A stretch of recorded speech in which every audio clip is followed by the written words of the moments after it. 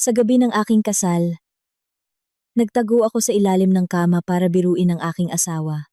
Gusto kong patawanin siya, sorpresahin siya, simulan ng aming buhay magkasama sa isang nakakatawang kuwento na pagtatawanan namin sa loob ng maraming taon. Ngunit hindi siya ang pumasok sa silid. May ibang tao ang tumawid sa pintuan. Inilapag ang telepono sa kama at inon ang speakerphone. Ang sumunod kong narinig ay nagpatindig ng aking balahibo. Bago tayo magsimula, isulat muna sa comment section kung saang syudad kayo nanonood. Manila, Cebu, o sa ibang bansa. Dalangin ko sa lahat ng nag-like at nag-subscribe. Sana ay manatili kayong malusog at pagpalain sa inyong kabuhayan. Dati, ang kasal ay parang isang mainit na tahanan. Isang kanlungan na laging nagbibigay ginhawa sa dibdib. Naniwala ako na hanggat kasama ko si Carlos, magiging maayos ang lahat sa buhay. Ang manipis na puntas ay kumapit sa matigas na hibla ng alpombra. Mukha itong katawa-tawa. Naiintindihan ko iyon. Isang 30 taong gulang na babae na nagtatago sa ilalim ng kama sa gabi ng kanyang sariling kasal. Tulad ng isang bata na naglalaro ng taguan. Ngunit gusto kong makita ang mukha ni Arturo. Paulit-ulit kong iniisip ang eksenang ito. Pumasok siya sa aming honeymoon suite. Luluwagan ang kanyang kurbata. Marahil ay tahimik na babanggitin ang aking pangalan sa malambot. Pagod na boses na lubos kong minamahal. Ang pagbabago ay hindi dumating nang sabay-sabay. Unti-unti itong lumitaw. Halos hindi napansin tulad ng maliliit na lamat sa dingding na sa simula ay hindi nakikita. Ngunit sa kalaunan ay lumaki at hindi na kayang balewalain. Si Carlos ay nagsimulang umuwi ng mas gabi kaysa sa dati. Sabi niya, maraming trabaho, tumaas ang target sa opisina, at ang mga bagong proyekto ay nangangailangan ng overtime. Ang mabigat na pintuan na gawa sa mahogany ay bumukas ng may langgit-ngit. Kinagat ko ang aking labi upang hindi matawa. Ang buong katawan ko ay nanigas. Handang lumabas anumang oras. Ngunit hindi iyon ang mga hakbang niya. Hindi iyon ang tiyak at kalmadong mga hakbang ni Arturo, kundi ang matalim at sadyang pagkalansing ng takong. Tak, tak, tak. Mahal na takong. Nilamig ako. Sa manipis na siwang sa pagitan ng kumot at sahig, nakita ko ang pilak na takong na huminto sa gitna ng silid. Agad ko itong nakilala. Pag-aari iyon ni Valentina Gomez. Ang aking bagong kasal na biyenan. Oo, Agatha. Nasa silid ako. Ang boses ni Valentina ay matatag. May awtoridad. Hindi siya bumulong. Nagsalita siya na para bang lahat ng narito ay pag-aari niya. Inon niya ang speakerphone at inihagis ang telepono sa kama. Ang mismong kama na pinagtataguan ko. Nalagkit ang spring ng kutson sa itaas lamang ng aking ulo, bahagyang lumubog. Umalis na sila? Tanong ng isang manipis na boses mula sa telepono. Si Arturo ay nasa ibaba, nag-aasikaso ng catering. Sagot ni Valentina. At ang babae? Sino ang nakakaalam kung nasaan siya?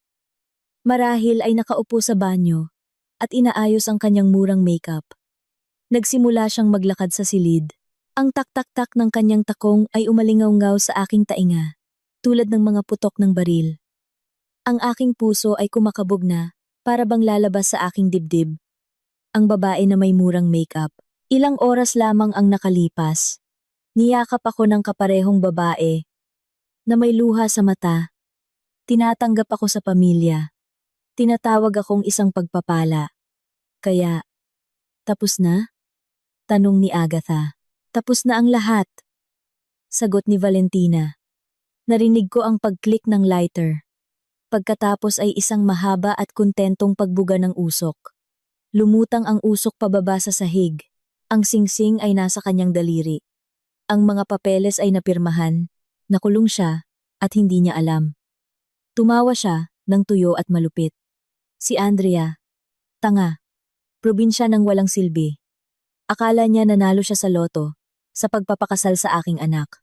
Hindi niya alam na ito ay isang pagkukunwari lamang. Nginig ang aking mukha. Ang aking mga kamay ay lumamig. Ano ang pinag-uusapan niya? Sigurado ka tungkol sa penthouse? Tanong ng boses mula sa telepono. Kung maghiwalay sila, Hindi niya kukunin ang kalahati, di ba? Nakaayos na ang lahat. Sagot ni Valentina. Binaba ang boses sa isang tono ng pagsasabwatan na nagpaikot sa aking tiyan. Magkasama silang maninirahan ng 1 taon. Maximum na 1 at kalahating taon. Sapat lamang upang magmukhang kapani-paniwala ang lahat. Huminto siya. Tila tinatamasa ang bawat salita. Pagkatapos ay magsisimulang magreklamo si Arturo. Ipakikita namin siyang hindi matatag. O mas mabuti pa, gagawin naming napakasakit ng kanyang buhay na siya mismo ang aalis.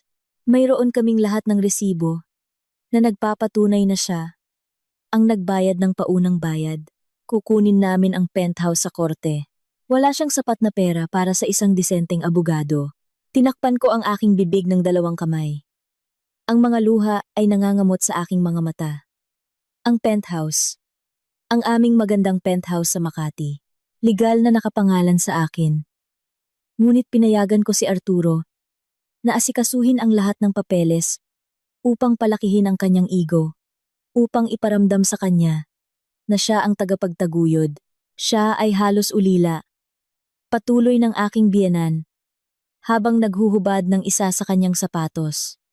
Bumagsak ito ilang pulgada lamang mula sa aking ilong. Ang kanyang ama ay isang retiradong sundalo. Nabubuhay sa pensyon sa Cebu. O baka hindi doon. Sino ang nakakaalam? Wala siyang safety net. Kapag nakuha na namin ang mga ari-arian, babalik siya sa pinanggalingan niya. Sa wakas ay makakapagpakasal si Arturo sa isang babae na may tunay na klase tulad ni Ingrid. Ang pangalan ay tumama sa akin. Tulad ng isang suntok. Si Ingrid, ang matagal ng kaibigan ni Arturo.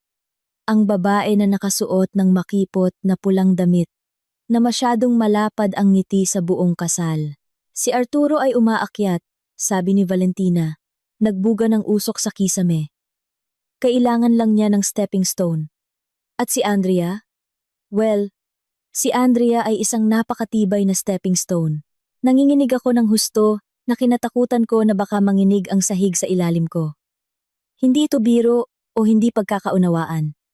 Ito ay pagnanakaw. Ang aking kasal, ang aking pag-ibig, ang aking buhay, lahat ay isang maingat na pinlanong panloloko, na ang tanging layunin ay kunin ang aking ari-arian. Biglang tumigil si Valentina sa paglalakad sa silid. Teka, lumapit siya sa kama.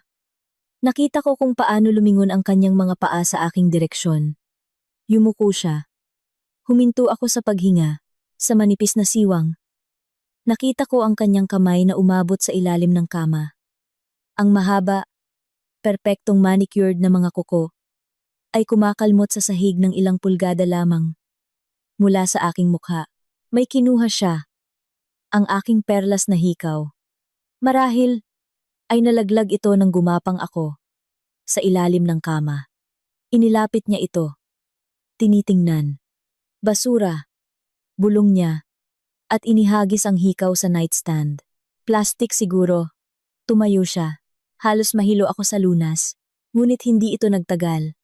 Bumalik ang hawakan ng pinto. Ma? Ang boses ni Arturo. Nandito ako. Darling, kanta ni Valentina. Agad na naging mapagmahal na ina. Pumasok ang aking asawa sa silid. Ang lalaking pinanumpaan ko ng pag-ibig at katapatan wala pang 3 oras ang nakalipas. Naghintay ako, nanalangin, umaasa ng buong puso na may sasabihin siya, na ipagtatanggol niya ako. Ngunit sa halip, huminga siya ng malalim at bumagsak sa kama. Sa itaas lamang ko. Nandito ba siya? Wala, sagot ni Valentina. Siguro naglalakad kung saan sa pasilyo. Makinig. Kailangan nating pag-usapan ang bank transfer bago siya bumalik. Alam ko, ma, alam ko. Ungol ni Arturo.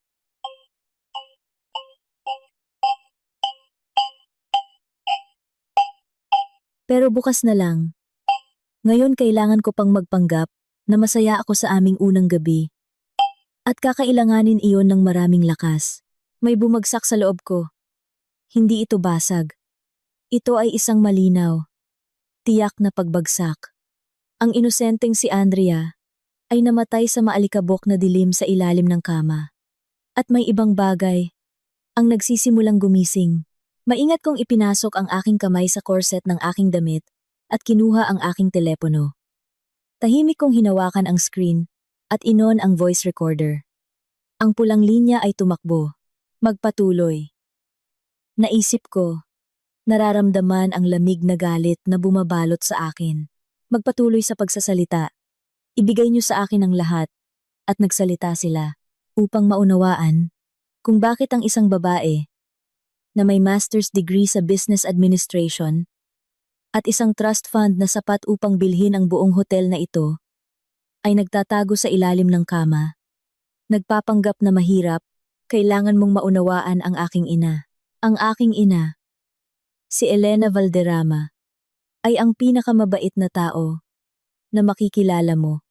At kasabay nito ay napakayaman. Isang tagapagmana ng isang shipping empire. Pinakasalan niya ang aking ama.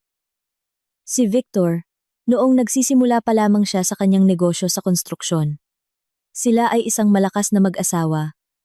Ngunit ang aking ina ay nagmahal ng buong puso. Nang siya ay namatay 10 taon na ang nakalipas, hindi cancer ang pumatay sa kanya. Ang pumatay sa kanya ay ang baliw na puso. Nalaman niya na ang kanyang sariling kapatid na babae at matalik na kaibigan ay naglalabas ng pera mula sa kanyang mga charitable fund sa loob ng maraming taon. Hindi nila siya mahal. Mahal nila ang maibibigay niya sa kanila. Sa kanyang kama ng kamatayan, hinigpitan niya ang aking kamay at pinapangako ako ng isang bagay. Andrea, bulong niya sa isang napakapilipit na boses na tila malapit ng mabasag. Humanap ka ng isang taong magmamahal sa iyo, kung sino ka. Hindi dahil sa iyong apelyido. Hindi dahil sa iyong bank accounts. Mag-ingat ka, darling. Ang pera ay isang magnifying glass. Ipinapakita nito ang mga tao kung sino sila. Ngunit minsan, ay nakakasunog. Bago mo pa man makita ang katotohanan, ang pangako na iyon ay naging batas sa akin. Ang aking ama, si Don Victor, ay sineseryoso ang babala na ito. Sa negosyo, siya ay isang maninila. Ang CEO ng Apex Group ay nagturo sa akin na magbasa ng mga kontrata bago pa man ako magbasa ng mga fairy tale. Nang magsimula akong makipag-date, wala akong pinagkakatiwalaan. Nararamdaman nila ang pera. Andrea, sabi niya. Tinitingnan ka nila at nakikita ang isang tiket sa loto. At pagkatapos ay nagkaroon ako ng ideya para sa isang pagsubok, isang filter.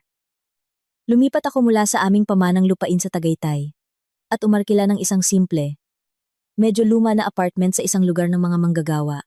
Nagmamaneho ako ng 50 taong gulang na Toyota Vios. Nagtrabaho ako bilang administrative assistant sa isang logistics company. Isang trabaho na talagang gusto ko dahil sa kalmadong routine nito. Bagamat sa gabi, palihim kong pinamamahalaan ang aking sariling investment portfolio. Sa buong mundo, ako si Andrea. Isang mabait na babae na may mga student loan at isang mahigpit na budget para sa groceries. At pagkatapos ay nakilala ko si Arturo. Isang maulan na Martes. Tumakbo ako papunta sa coffee shop at nahulog ang aking wallet sa isang puddle. Kumalat ang putik sa lahat ng dako. Malapit na akong umiyak. Napakasama ng linggo. Isang guwapong lalaki na nakasuot ng medyo lumang jacket ang pumulot ng wallet at pinunasan ng putik sa kanyang manggas. Sa tingin ko, sa iyo ito, sabi niya, na may ngiti. Mayroon siyang mainit na mga mata. Hazel na may berdeng batik.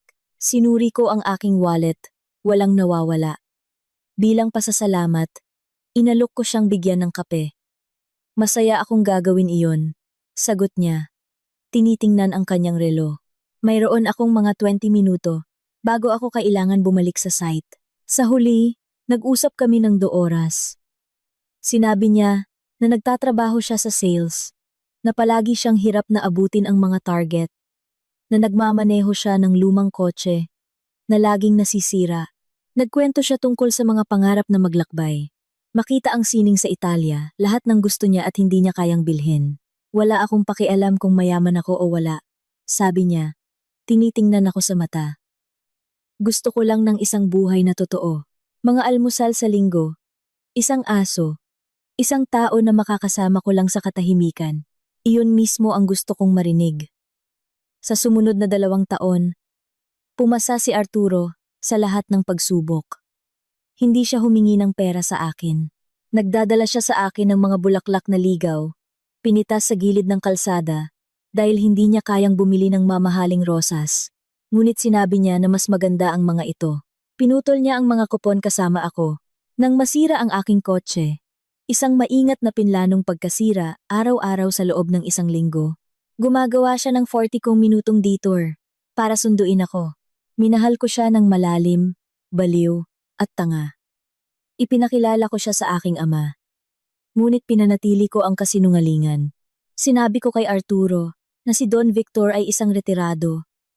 Dating foreman, nabubuhay sa kanyang pensyon sa Cebu. Sumakay si Papa, bagamat umungol siya. Binibisita niya ako na nakasuot ng flannel shirt, nagreklamo tungkol sa presyo ng gas, at itinago ang kanyang Patek Philippe na relo sa kanyang bulsa. Hindi siya masama.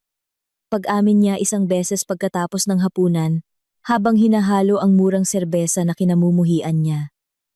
Ngunit siya ay malambot. Andrea. Masyado siyang nakikinig sa kanyang ina. Masyado siyang gumagalang sa kanya. Ayos lang iyon. Ipinagtanggol ko siya. Napakaliit kong pagkakamali. Sa aming unang pagkikita, sinuri ako ni Valentina mula ulo hanggang paa, na para bang ako ay isang mantsa sa kanyang alpombra. Siya ay naninirahan sa isang maliit, makalat na bahay, ngunit kumilos na parang isang napatalsik na reyna. Paulit-ulit niyang sinasabi na si Arturo ay karapat-dapat sa mas marami at na ang buhay ngayon ay napakamahal. Sabihin mo sa akin, Andrea, sabi niya na may ngiti na nagpapalamig sa silid. Sa tingin mo ba ay kaya mong buhayin ang isang pamilya sa suweldo ng isang administrative assistant? Kailangan ni Arturo ng isang babae na magpapataas sa kanya. Ngumiti ako at nilunok ang insulto. Iniisip, kung alam mo lang. Naniniwala ako na pagkatapos ng kasal, kapag inihayag ko ang katotohanan tungkol sa aking pera, magiging masaya siya. Balak kong sabihin kay Arturo ang lahat sa panahon ng aming honeymoon.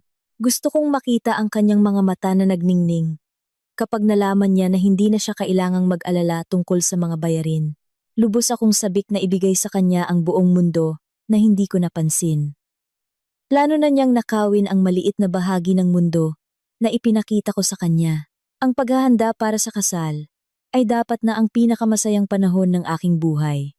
Ngunit, sa pagbabalik tanaw, nakikita ko ang mga babala na kumakaway ng napakalakas na halos tumama sa aking mukha. Una ay ang guest list. Ipinipilit ni Valentina na imbitahan ang buong pamilya. Ito ay usapin ng imahe. Sumagot siya nang magmungkahi ako ng isang maliit at intimate na okasyon. Kailangan nating ipakita na ang pamilya Santos ay yumayaman. Dahil ako ay kunwari mahirap, inakala ni Valentina at Arturo na hindi ako makakapagbayad ng malaki. Sadyang sinabi niya na magbabayad siya ng bahagi. Ngunit sa bawat pagkakataon na dumating ang bill para sa mga bulaklak o sa venue, nakakalimutan niya ang kanyang wallet sa kotse o tinanggihan ng bangko ang kanyang card. Sa huli, halos lahat ay binayaran ko mula sa aking ipon. Mga ipon na sa katunayan ay isang walang limitasyong black card na nakatago sa isang lihim na compartment ng aking wallet. At pagkatapos ay dumating si Ingrid. Kailangan mong makilala si Ingrid, sabi ni Arturo isang gabi. Mga 3 buwan bago ang kasal. Parang kapatid ko siya. Magkasama kaming lumaki. Siya ay nakamamangha sa pinaka-obvious na paraan. Makikitid na damit, malakas na tawa, at isang nakababahalang ugali na hawakan ang braso ni Arturo sa tuwing nagsasalita siya. Nang mag-inuman kami, halos hindi niya ako tiningnan. Sa buong gabi, inaalala niya ang mga kuwento at inside jokes niya kay Arturo na hindi ko naintindihan. Ay, naalala mo ba ang gabing iyon sa Boracay? Tumawa siya, yumuko sa kanya. Sabi mo hindi ka makakapunta. Sabi ko, nalito. Huminto si Arturo ng 1 segundo. Ito ay isang biyahe. Pagkatapos ng graduation, nag-ipon ang mga magulang. Sa loob ng maraming taon, mahal ni Valentina si Ingrid. Tahasan niya kaming pinagkumpara. Ingrid, napakaganda ng damit na iyan. Mukha kang bituin ng pelikula.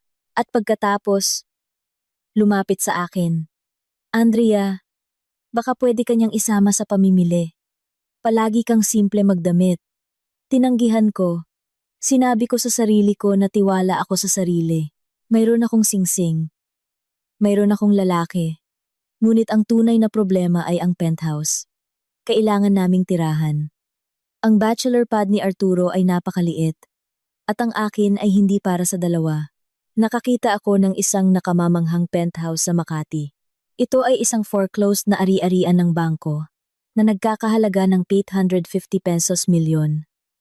Ngunit kahit ganoon, ang presyo ay hindi kayang abutin ng isang administrative assistant at isang salesman. Mayroon akong mana. Sabi ko sa kanya isang gabi. Ito ay isang kalahating katotohanan. Iniwan ako ng lola ko ng pera. Sapat na para bilhin ito kaagad. Halos lumuwa ang mga mata ni Arturo. Agad? Seryoso ka? Oo. Gusto kong magsimula tayo ng walang utang. Kinagabihan din iyon, dumating si Valentina. Bigla akong naging napaka-interesado sa kanya. Sinuri niya ako ng may kalkuladong tingin. Napakagandang balita. Andrea? Bulong niya. Ngunit ang pagbili ng ari-arian ay isang komplikadong bagay. Mga buwis? Siguro? Pananagutan? Hindi ka pa nakikitungo sa ari-arian. Si Arturo ay nakikipag-ugnayan sa mga kontrata araw-araw. Bakit hindi mo na lang ipaubaya sa kanya? Oo, kaya ko. Sabi ni Arturo. Hawak ang aking kamay. At isipin mo ang hitsura. Gusto kong maramdaman na nag-aambag ako. Kung ililipat mo ang pera sa aking account, pipirmahan ko ang tseke at aayusin ang lahat. Hayaan mong isipin ng mga kapitbahay na ako ang may-ari ng bahay. Please. Para sa aking dignidad. Mukha itong walang katotohanan, ngunit mukha siyang napakatapat. At si Valentina ay tumango nang may pag-apruba. Ito ay usapin ng respeto, Andrea. Hindi dapat hiyain ng asawa ang kanyang asawa. Bago pa man magsimula ang kasal, at ginawa ko. Inilipat ko ang pera, ngunit hindi ako naging inosente. Ibang klase ang pagpapalaki sa akin ng aking ama. Hiniling ko sa aking abogado, si attorney, Patricia Cruz, na ihanda ang mga dokumento. Ang pera ay dumaan sa account ni Arturo upang itala ang transaksyon, ngunit ang ari-arian ay nakarehistro ng 100% sa aking pangalan. Hindi binasa ni Arturo ang maliit na print. Nakita lang niya ang pera na pumasok at lumabas. Inakala niya na dahil pinirmahan niya ang tseke, ang penthouse ay kanya. Inakala niyang niloko niya ako. Naaalala ko ang araw na ibinigay sa amin ang mga susi. Pinilipit ako ni Arturo sa gitna ng walang laman na sala. Ang ating kastilyo. Sabi niya nang may pagmamalaki. Idiniin ko ang aking labi sa kanyang balikat at bumulong sa aking sarili.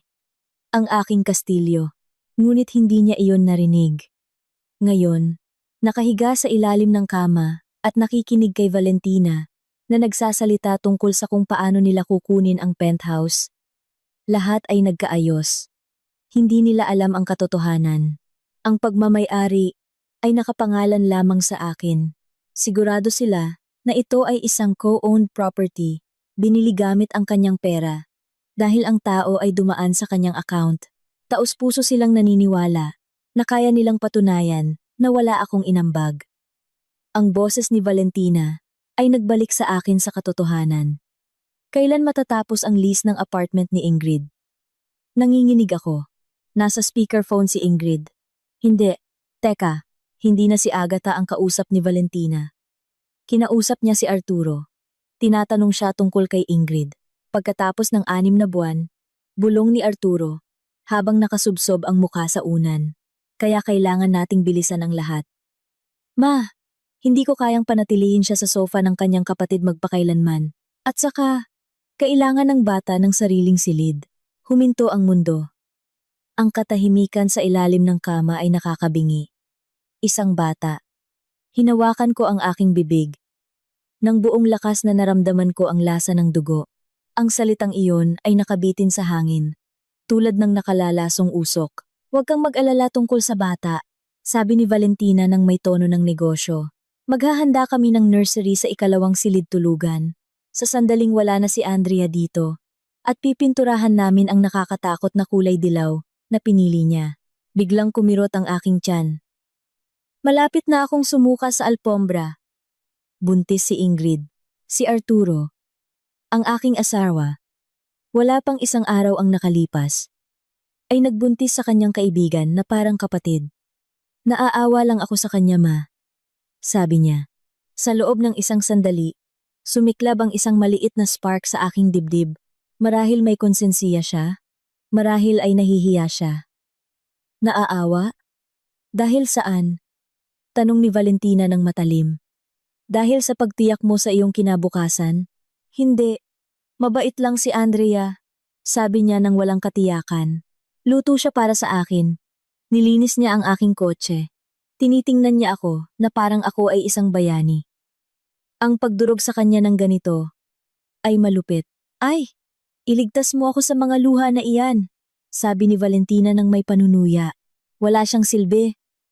Arturo, ikaw mismo ang nagsabi niyan. Siya ay boring. Nagbabasa ng mga libro, tuwing weekend sa halip na makipagkilala sa mga kapaki-pakinabang. Bumibili ng lahat ng may diskwento. Gusto mo ba talagang gugulin ang buong buhay mo sa isang babae na laging naghahanap ng mga sale? O gusto mong maging kasama si Ingrid, na marunong magpakinang sa mataas na lipunan? Si Ingrid ay apoy. Bulong niya. At nagbago ang kanyang boses. Malibog. At si Andrea ay walang lasa, tulad ng vanilla. Ito ay mas masakit kaysa sa financial betrayal. Vanilla. Ibinaba ko ang aking buhay para sa kanya. Itinago ko ang aking mga designer clothes, ang aking pagmamahal sa mamahaling alak, ang aking koneksyon sa mga politiko at CEO. Lahat para lang maging komportable siya. Naging vanilla ako dahil naniniwala ako na gusto niya ng simple at malusog na pag-ibig. Iyon mismo, sabi ni Valentina. By the way, natanggap mo ba ang abiso mula sa bangko? Ang natitirang mga kontribusyon sa kasal ay naipasok na. 5 milyon na ang nasa aming joint account. Mabuti, bukas, ililipat mo ang kalahati sa aking account bilang gastos sa kasal. At pagkatapos ay unti-unti nating uubusin ang account na ito. Kapag nag-file ka ng annulment, wala na siyang ipaglalaban. Naintindihan ko. Umugong si Arturo ng pagtanggap. At ang penthouse. Nasa iyo ang mga dokumento? Mayroon akong resibo ng paglipat mula sa aking account sa nagbebenta. Sabi niya, pinapatunayan nito na nagbayad ako ng 850 pesos milyon. Hindi niya mapapatunayan ang pinagmulan ng pera. Kung sasabihin namin na ito ay isang pribadong pautang ng pamilya na ibinabalik ko. Mukha silang napakasiguro. Napakasiguro at napakabobo. Wala silang ideya tungkol sa forensic accounting. At tiyak na hindi nila alam na ang retiradong sundalo mula sa Cebu ay may legal na grupo na kayang lamunin ang mga tulad nila. Para sa agahan. Okay, bumangon. Utos ni Valentina. Maghugas ka. Mukha kang guilty. Kapag bumalik siya, kailangan mong maglaro ng role. Ngumiti. Pag-usapan ng kinabukasan. Hayaan mo siyang maging ligtas. Hindi ko talaga gustong matulog kasama niya ngayong gabi. Obligasyon mong tapusin ang kasal. Mariing putol ni Valentina. Mas nagiging komplikado ang annulment. Kung susubukan niyang gawin iyon, kailangan natin ng legal separation para maibahagi natin ang ari-arian. Sige, unggol ni Arturo. Bumaba siya sa kama. Umangat ang kutsyon. At, sa wakas, tumigil sa pagdiin sa akin. Susuriin ko ang pasilyo.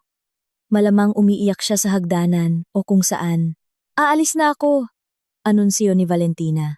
Nauna akong kumuha ng duplicate key mula sa kanyang bag. Aalis na ako. Malamig na takot ang tumakbo sa aking balat. Naghalungkat siya sa aking bag. Ninakaw niya ang aking susi.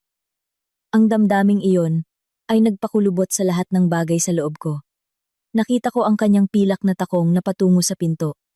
Sinundan ito ng formal na sapatos ni Arturo. Good night, ma. Salamat sa lahat. Lahat para sa aking anak. Tandaan mo lang ang plano. 1 taon, at malaya ka na. Nag-click ang pinto. Muling bumalik ang katahimikan. Ngunit hindi ito kalmado. Ito ay mabigat, puno ng enerhiya ng aking nagkakagulo na buhay. Naghintay ako ng 5 minuto, pagkatapos ay 5 minuto pa. Kailangan kong siguraduhin, dahan-dahan, na may namamanhid na katawan. Gumapang ako mula sa ilalim ng kama. Masakit ang lahat. Ang aking damit, napakaputi, napakaperpekto, ay ngayon ay kulay abo sa alikabok. Tumayo ako, at tiningnan ang aking sarili sa salamin.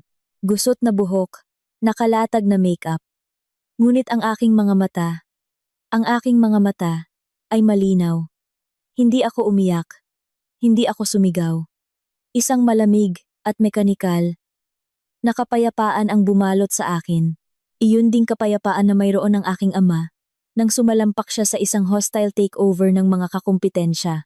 Naglakad ako papunta sa closet, hinubad ang aking wedding gown.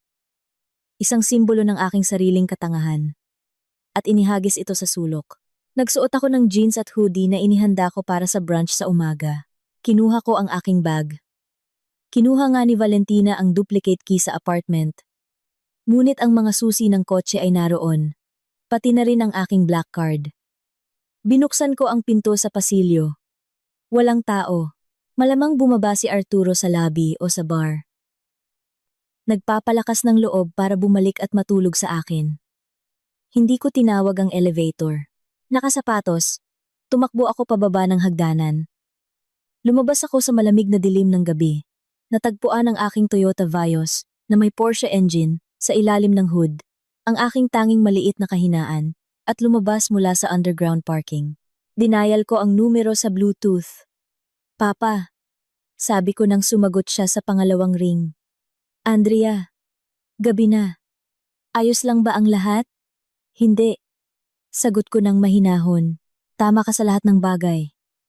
Gisingin mo si Patricia. Uuwi ako. Maglalabas tayo ng digmaan. Karaniwan, ang biyahe patungong Tagaytay ay tumatagal ng 40 minuto. Nakarating ako sa loob ng 20 minuto. Huminto ako sa harap ng napakalaking gate na gawa sa wrought iron. Nakilala ng kamera ang numero. Tahimik na bumukas ang mga pinto habang nagmamaneho ako sa paikot-ikot na daanan sa pagitan ng mga lumang puno. Naramdaman ko ang balat ni Andrea, ang administrative assistant, na nag-alis sa akin. Bumabalik ako sa aking kaharian. Naghihintay ang aking ama sa beranda, nakasuot ng silk robe. May hindi-sindi na tabako sa pagitan ng kanyang mga daliri. Sa tabi niya ay si Patricia, ang aking matalik na kaibigan, at ang pinakamahigpit na corporate lawyer. Nakasuot siya ng pajama. Ngunit bukas na ang kanyang laptop sa labas ng mesa. Isinara ko ang pinto ng kotse at umakyat sa mga baitang. Tiningnan ako ng aking ama. Nakita niya ang alikabok sa kanyang hoodie, ang tigas sa aking panga, at hindi niya sinabi. Sinabi ko na sa iyo. Binuksan lang niya ang kanyang mga bisig. Niyakap ko siya, at sa loob ng eksaktong 10 segundo, ay pinayagan ko ang aking sarili na maging isang bata muli. Umiyak ako, at pagkatapos ay bumitiw. Pinlano nila ang lahat. Sabi ko ng malinaw, si Arturo, ang kanyang ina, at si Ingrid ay gusto ang penthouse. Gusto nilang ubusin ang account. Buntis si Ingrid. Hirap na hirap si Patricia na pigilin ang pagkalabit. Buntis sa araw ng kasal mo? Oo. At nai-record ko ang lahat. Inilapag ko ang telepono sa salamin na mesa. At pinindot ang play. Sa katahimikan ng gabi, mas nakakatakot ang boses ni Valentina, ang salitang vanilla, ang plano na gawing impyerno ang aking buhay, ang usapan tungkol sa pagkuha ng pera mula sa kasal. Nang matapos ang recording, naging batong maskara ng galit ang mukha ng aking ama. Binasag niya ang hindi-sindi na sigarilyo sa dalawa. Sisirain ko siya, ungol niya. Bibilihin ko ang kumpanya, kung saan siya nagtatrabaho, at sisantihin siya. Ang kanyang ina ay nasa lansangan bago magtanghali. Umiling ako. Hindi. Masyadong mabilis. Masyadong madali. Tiningnan ko si Patricia, kung agad kaming bumagsak. Magpapanggap silang biktima. Sasabihin nilang ako ay hysterical, naninibugho, at hindi sapat. Susubukan nilang ipaglaban ang penthouse, nagbabanggit ng verbal agreements at iba pang legal na kalokohan. Hindi. Gusto kong durugin sila ng tama. Gusto kong maniwala sila na sila ang nanalo. At pagkatapos, ay bunutin ang lupa mula sa ilalim nila upang hindi na sila makabangon muli. Pinagputok ni Patricia ang kanyang mga daliri at lumitaw ang isang mapanganib na ngiti sa kanyang labi. Gusto ko ang paraan ng pag-iisip mo. Ano ang plano? Una, ang penthouse. Sabi ko, akala nila karapat-dapat sila dito dahil ang pera ay dumaan sa kanyang account. Kailangan nating tapusin iyan. Madali lang iyan, sagot ni Patricia. Nagtatype ng napakabilis. Dahil ang pagmamay-ari ay nakapangalan lang sa iyo, gagawa tayo ng prenuptial agreement. Ipapakita natin ito bilang requirement ng insurance company. Sasabihin natin kay Arturo na dahil sa halaga ng ari-arian, hinihingi ng insurer ang isang malinaw na may-ari para mabawasan ang mga panganib. Isasama natin ang isang clause kung saan tatalikuran niya ang anumang marital claims sa ari-arian kapalit ng mas mababang insurance premium. Siya ay sakim. Idinagdag ko. Kung sasabihin nating makakatipid siya ng 250,000 bawat buwan, pipirmahan niya ng hindi binabasa. Tapos na. Tumango si Patricia. Bago mag-umaga, kumpleto na ang mga dokumento. Sabihin mo sa kanya na ito ay standard procedure. Pangalawa, sumabat ang aking ama. Ang pananalapi. Kailangan mong paghiwalayin ang mga ari-arian. Kailangan kong ubusin ang joint account bago siya. Sabi ko. Ngunit hindi ako maaaring maghinala. Hayaan mo na. Payo ni Patricia. Hayaan mo siyang kunin ang pera sa kasal. Ito ay pain. Ngunit kailangan nating suriin ang kanyang kasaysayan ng trabaho. Kung nagnanakaw siya sa iyo, halos tiyak na nagnanakaw din siya sa trabaho. Kinuha ng aking ama ang telepono. Hihilingin ko sa isang detective na suriin ng malalim ang kanyang mga benta at gastos sa kumpanya. Kung nagnanakaw siya sa amin, malamang na nagnanakaw din siya sa kanila. At ang bata? Tanong ko ng mahina. Kailangan natin ng ebidensya. DNA. Mungkahi ni Patricia. Hindi. Masyadong matagal iyon. Kailangan kong makipaglapit kay Ingrid. Kailangan kong umamin siya mismo. Sumimangot ang aking ama. Babalik ka doon? Andrea, hindi mo kailangan, sabi niya. Dito ka na lang. Bukas, ipapasa namin sa kanila ang mga dokumento. Hindi ako gumalaw. Tinawag niya akong walang lasa. Iniisip niya na ako ay tanga. Iniisip niya na ako ay mahina. Sabi ko. At sa aking katahimikan ay lumitaw ang isang mapanganib na bakal. Babalik ako. Gagampanan ko ang papel ng clumsy, inosenteng asawa, na iniisip niya na ako. Gagawin kong impyerno ang kanyang buhay sa susunod na buwan at mangolekta ng sapat na ebidensya upang ipadala siya hindi lamang sa korte ng annulment, kundi sa bilangguan. Tiningnan ko ang pagsisimula ng madaling araw na nagpapapula sa langit ng kulay lila. Gusto niya ng probinsya ng walang silbi. Sabi ko. Malalaman niya sa lalong madaling panahon na pinakasalan niya ang isang bitag. Bumalik ako sa hotel nang sumisikat na ang araw. Tahimik akong umakyat sa hagdan. Nagsuot muli ng pajama, ginulo ang aking buhok, at dumulas sa kama sa tabi niya. Amoy luma siyang champagne at kasinungalingan. Gumalaw siya, idinilat ang isang mata. Saan ka galing? Hindi ako makatulog. Bulong ko, nakangiti ng malawak at walang laman. Napakalaki lang ng aking pag-aalala para sa ating kinabukasan, mahal. Nasa ibaba ako. Nagpaplano ng ating buhay. Umungol siya at tumalikod. Ayos baby. Matulog ka. Tiningnan ko ang likod ng kanyang ulo. Matulog ka ng mahimbing. Ito ang huling mapayapang tulog sa iyong buhay. Kinabukasan, nagsimula ang pinakamahalagang pagtatanghal sa aking buhay. Nagising ako nang mas maaga sa kanya at nag-order ng almusal sa silid. Ang pinakamahal na pagkain sa menu. Eggs Benedict na may lobster, truffled potatoes, champagne. Nang dumating ang bill, may labis na kasiglahan kong pinirmahan ito para sa room 402. Nagising siya. Kinukuskos ang kanyang mga mata. Ano ito? Breakfast celebration, sabi ko. Naisip ko, dahil mayroon tayong pera sa kasal, pwede tayong magpakasasa ng kaunting karangyaan. Nanginginig siya. Uy, kailangan nating mag-ingat sa perang iyan. Ang aking ina. Ibig kong sabihin, nagkasundo tayo na itabi ang mga ito para sa mga emergency. Ay, wag kang maging boring, sabi ko, habang kinakain ng strawberry. Bukod pa rito, nabook ko na tayo para sa couples massage sa spa. 350,000 pesos. Non-refundable. Sumiksik ang kanyang panga. Nakita ko kung paano niya mentally binabawas ang halagang iyon. Mula sa kung ano ang kanyang ninanais na nakawin. Para sa kanyang ina. Dapat tinanong mo muna ako. Pero asawa mo ako. Kumikislap ako ng inosente. Ay, oo. By the way, nahulog ang telepono mo sa ice bucket. Inilagay ko na ito sa bigas. Ano? Tumalon siya mula sa kama. Siyempre, hindi ito nahulog. Ngunit habang natutulog siya, indisable ko ang fingerprint lock upang ma-access ko ang telepono mamaya. Pagkalipas ng datong araw, lumipat kami sa penthouse. At doon ko sinagad ang lahat. Dumating si Valentina upang suriin ang apartment. Pumasok siya na parabang sa kanya ang tirahan. Dinadaanan ang mga ibabaw ng kanyang daliri. May alikabok dito. Kritikal niyang puna. Kailangan maging mas maingat. Ay, ang galing at dumating kayo, sigaw ko. Malapit na akong maglaba. Ngunit napakakomplikado ng makinang ito. Inakay ko siya sa laundry room.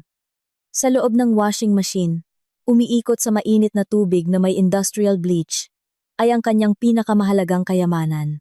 Isang vintage faux fur coat na iniwan niya sa bachelor pad ni Arturo. At ako, magiliw na kinuha. Para linisin. Ito ang aking fur coat. Sigaw niya. Oo. Gusto kitang sorpresahin.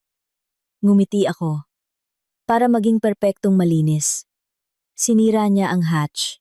Lumabas ang tubig sa sahig. Kinuha niya ang isang kulay abo, gusot na buhol, na parang isang nalunod na daga. Sumigaw siya. Ito ay dry clean only. Nagkakahalaga ito ng 1,500,000. Ay, hindi. Umiyak ako. Nagpatuloy ang mga peking luha sa aking pisngi. Gusto ko lang tumulong. Napakaliit ng label. Tumakbo si Arturo. Ano ang nangyari? Sinisira niya ang aking fur coat. Sigaw ni Valentina. Tingnan mo. I'm so sorry, hikbi ko. Habang idinidiin ang aking mukha sa dibdib ni Arturo. Simple lang akong babae. Wala akong alam tungkol sa mamahaling fur coats. Tiningnan niya ang kanyang ina. Pagkatapos ay ako. Nagalit siya. Ngunit naaalala niya ang plano. Kailangan niyang panatilihin akong nasa mabuting kalooban. Ayos lang ma, sabi niya sa pagitan ng kanyang mga ngipin. Aksidente iyon. Hindi alam ni Andrea. Lumabas si Valentina sa apartment. Hawak ang basa niyang fur coat. Nang gabing iyon. Habang si Arturo ay nangingit-ngit sa galit sa sofa, inilabas ko ang mga dokumento na inihanda ni Patricia. Darling, sabi ko, humihinga ng bahagya, napakahihiya ko sa nangyari sa fur coat. Gusto kong siguraduhin na wala na akong sisirain pa. Dumating ang isang sulat mula sa insurance company ngayon. Sinasabi nila na dahil sa mataas na halaga ng penthouse, napakalaki ng pananagutan sa ilalim ng policy. Huminto ako upang palakasin ang epekto. Ngunit kung pipirmahan mo ang waiver na ito, at sasabihing hindi ikaw ang pangunahing may-ari, ang insurance premium ay bababa ng 2,050,000 pesos bawat buwan. Dahil napakamahal ko ngayong araw, naisip kong makakatulong ang pagtitipid dito. Ang mga mata ni Arturo ay nagningning sa salitang 250,000 patos. Hayaan mong tingnan ko. Mabilis niyang binasa ang dokumento. Makapal ang teksto, puno ng legal na terminolohiya. Nakita niya ang bold na pamagat. Waiver of insurance liability. Ang talata kung saan tinalikuran niya ang anumang karapatan ng mag-asawa sa ari-arian ay nilaktawan lang niya. Sige, sabi niya. Kinuha ang panulat. At least, sinusubukan mong ayusin ang iyong gulo. Pinirmahan niya. Tiningnan ko ang pagkatuyo ng tinta. Click! Sumara ang bitag. Sa sumunod na 2 linggo, naging bagyo ako ng incompetence. Nagluluto ako tuwing gabi, ngunit aksidenteng naglalagay ng asin sa halip na asukal sa kanyang kape. Sinira ko ang kanyang paboritong cashmere sweaters. Nakalimutan kong bayaran ng internet at hindi siya nakapaglaro ng video games sa loob ng 3 araw. Hinahantong ko siya sa limitasyon at habang lalo siyang nawawalan ng pag-asa, mas madalas siyang tumatakbo kay Ingrid. Sinundan ko siya, naglagay ang aking ama at isang pribadong detective ng GPS tracker sa kanyang kotse. Sa tuwing sinasabi niyang magtatagal siya sa trabaho, naroon siya sa apartment ni Ingrid. Isang gabi, umuwi siya na amoy ng pabango niya. Isang murang vanilla scent. Napakahirap ng trabaho. Buntong hininga niya. Bumagsak sa sofa. Masyado kang nagtatrabaho, sabi ko, habang minamasahe ang kanyang mga balikat. Kailangan mo ng pahinga. Bakit hindi tayo magkaroon ng hapunan? Ano? Hapunan. Para sa iyong pamilya. Ang iyong ina ay galit pa rin sa fur coat. Gusto kong magbayad puri. Imbitahan natin silang lahat. Si Valentina, ang iyong mga pinsan. At si Ingrid din. Siya ang iyong matalik na kaibigan, di ba? Nag-aalangan si Arturo. Hindi ko alam, Andrea. Hindi ka naman mahusay magluto. Magpa-practice ako. Pangako ko. Please.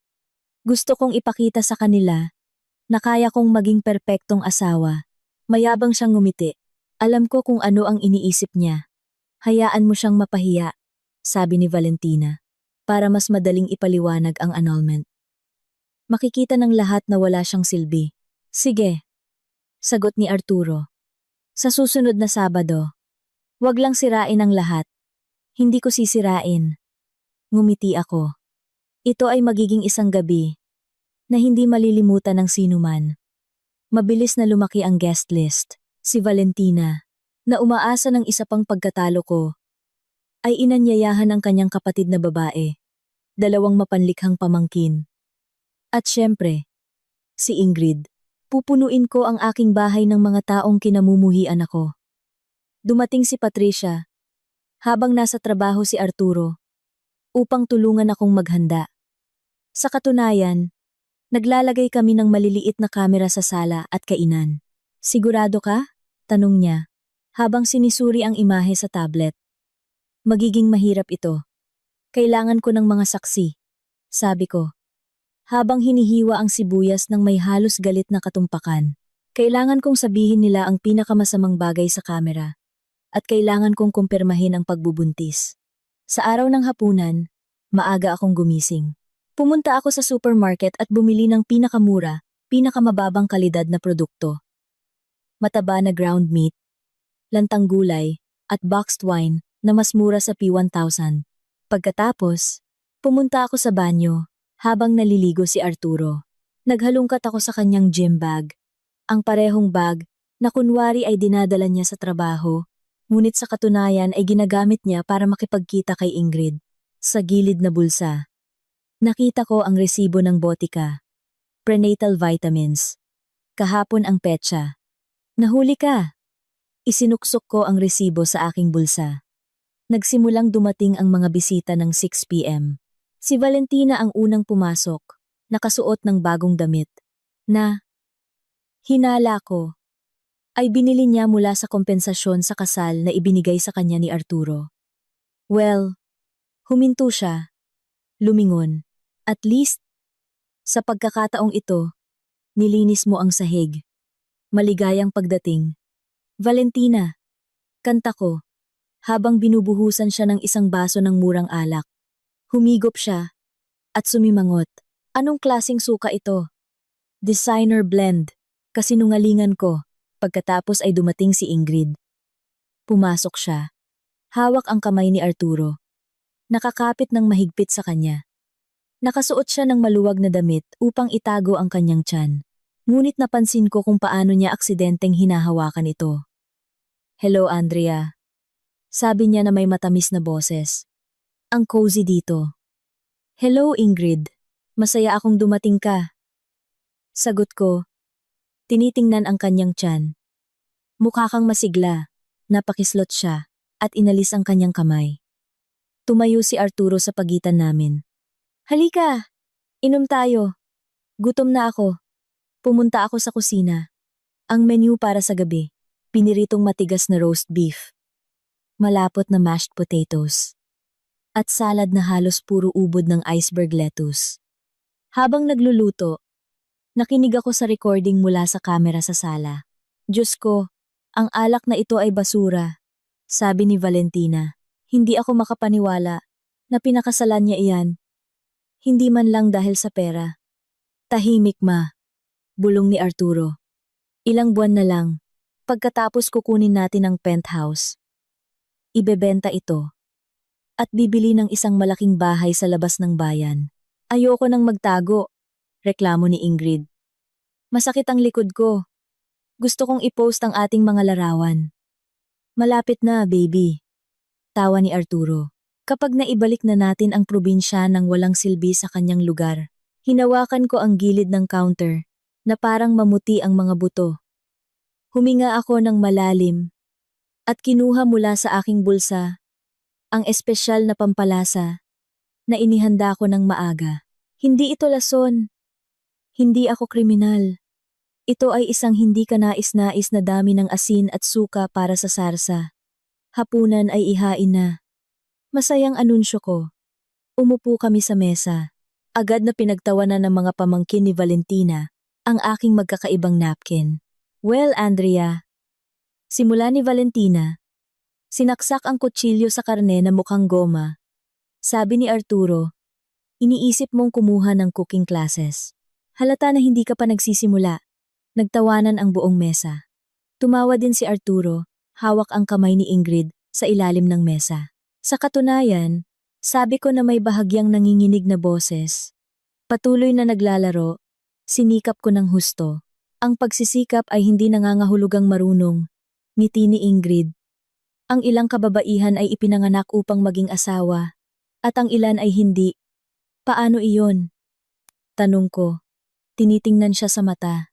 At ano ang gumagawa ng isang babae na isang mabuting asawa? Ingrid. Ang pakikipagtalik sa asawa ng iba. Nagkaroon ng katahimikan sa mesa. "Hindi ko iyon ibig sabihin," bulong niya. "Ay, pasensya na." Kinakabahan akong tumawa. "Ang ibig kong sabihin ay ang pagiging suporta. Pakipasa ang patatas." Tinamaan ako ni Arturo ng tingin na nakamamatay. "Andrea, huwag kang kumilos ng kakaiba." "Hindi ako kakaiba," sabi ko. Tumayo upang magbuhos ng mas maraming alak. Lumapit ako kay Ingrid. "Hinahangaan ko lang ang pagkakaibigan niyo. Napakalapit." Nadapa ako sa alpombra. Ang pitsel ng pulang alak ay lumipad mula sa aking mga kamay at direktang dumapo sa lap ni Ingrid. "Ah!" sigaw niya. Tumayo. Ang pulang likido ay sumingaw sa kanyang damit at bumalot sa kanyang tiyan. Malinaw na nagpapahiwatig ng kanyang bilog na tiyan ng buntis. "Diyos ko!" sigaw ko. "Napakabagal ko at tanga!" Sigaw ni Ingrid. Ganap na inalis ang kanyang maskara. "Tingnan mo kung ano ang ginawa mo. Ito ay seda." "Kumalma ka," sigaw ni Arturo. Tumatakbo patungo sa kanya at hinahaplos ang kanyang tiyan ng mga napkin. "Ayos ka lang ba? Ayos ba ang bata?" Ganap na katahimikan. Huminto si Arturo. Naintindihan niya kung ano ang kanyang sinabi. Dahan-dahan siyang lumingon sa akin. Tinitingnan ako ni Valentina. Tinitingnan ako ni Ingrid. Hindi ako umiyak. Hindi ako humingi ng paumanhin. Nakatayo ako sa dulo ng mesa at sa unang pagkakataon sa loob ng maraming buwan, hindi ako ngumiti. Ang bata. Ulit ko ng mahina. Ang mga salita ay nakabitin sa hangin, tulad ng isang granada na may nahugot na pin. I mean, bulong ni Arturo. Ang ibig niyang sabihin ay ayos lang siya. Matalim na putol ni Valentina, tumayo, Alam mo naman kung gaano kahina si Ingrid. At ikaw? Tinuro niya ako. Walang silbi. Hindi ka marunong magluto. Hindi ka marunong maglinis. At ngayon ay sinasaktan mo pa ang aming mga bisita. Sinabi ko sa aking anak na nagkakamali siya sa pagpapakasal sa basura na tulad mo. Karaniwan sa ganitong pagkakataon, magkukulubot ako. Hihingi ng paumanhin. Tatakbo upang kumuha ng mga tuwalya. Ngunit sa halip, kalmado kong pinunasan ang isang patak ng alak mula sa aking kamay. Umupo kayo, Valentina. Ano? Excuse me. Kumurap siya, nagulat. Sabi ko, umupo kayo. Tiningnan ko si Arturo. At lumayo ka sa kanyang tiyan. Alam nating lahat kung ano ang nandoon. Ikaw ay lasing. Sinubukan niyang kontrolin. Pumunta ka sa kwarto. Mag-uusap tayo mamaya. Lumapit ako sa sideboard at kinuha ang karaoke microphone, ang paborito niyang laruan. Anong ginagawa mo? Singhal ni Ingrid. Baliw ka! Marahil, ngumiti ako. Mayaman na baliw, hindi nila naintindihan. Kasi, simula ko, habang nililibot ang mesa, na parang pating, sa loob ng nakaraang 2 buwan, nakikinig ako sa inyong lahat. Narinig ko kung paano ako tinawag ni Valentina, na probinsyana. Narinig ko kung paano ako tinawag ni Arturo, na walang lasa. Narinig ko kung paano tumawa si Ingrid, pinag-uusapan kung paano niya ire-remodel ang aking nursery. Nakinig ka? Bulong ni Arturo. Ah, darling. Higit pa sa pakikinig ang ginawa ko. Kinuha ko ang resibo at inihulog sa mesa. Butika, petsa. 2 araw na ang nakakaraan. Bumili. Arturo. Prenatal vitamins. Ang kanyang bibig ay tahimik na bumukas. At sumara. Pagkatapos ay inilabas ko ang dokumento ng seguro. Naaalala mo ba ito? Ito ay isang papel lamang mula sa seguro, bulong niya. Hindi. Malinaw kong sinabi. Ito ay isang post-nuptial agreement. Dito, kusang loob mong tinalikuran ang anumang karapatan sa ari-arian na ito. Kinumpirma mo na 100% ng pera ay pag-aari ko. At wala kang anumang karapatan sa ari-arian. Kung maghiwalay. Ikaw mismo ang tinalikuran mo ang penthouse, Arturo? Binuod ko. Ipinalit mo ang iyong gintong tiket sa 250,000 pesos bawat buwan. Namula ang mukha ni Valentina. Niloko mo siya. Hindi ito tatayo sa korte. Oo. Tiyak na tatayo ito, sabi ni Patricia, habang pumapasok sa silid. Alam mo, ang murang kaibigan ng abogado na nabanggit mo, kalmadong idinagdag ni Patricia. Sa katunayan, ako ang senior partner sa isa sa pinakaprestihiyosong law firm sa lungsod. Ang dokumentong ito ay perpekto. At ako? Sigaw ni Ingrid. Gayunpaman, iiwan ka ni Arturo. Mahal niya ako. Magiging pamilya kami. At mag-isa kang matitira, kasama ang iyong mga pusa. Talaga? Maikli akong tumawa. Kung gayon, Arturo, sabihin mo sa lahat kung saan mo nakuha ang pera.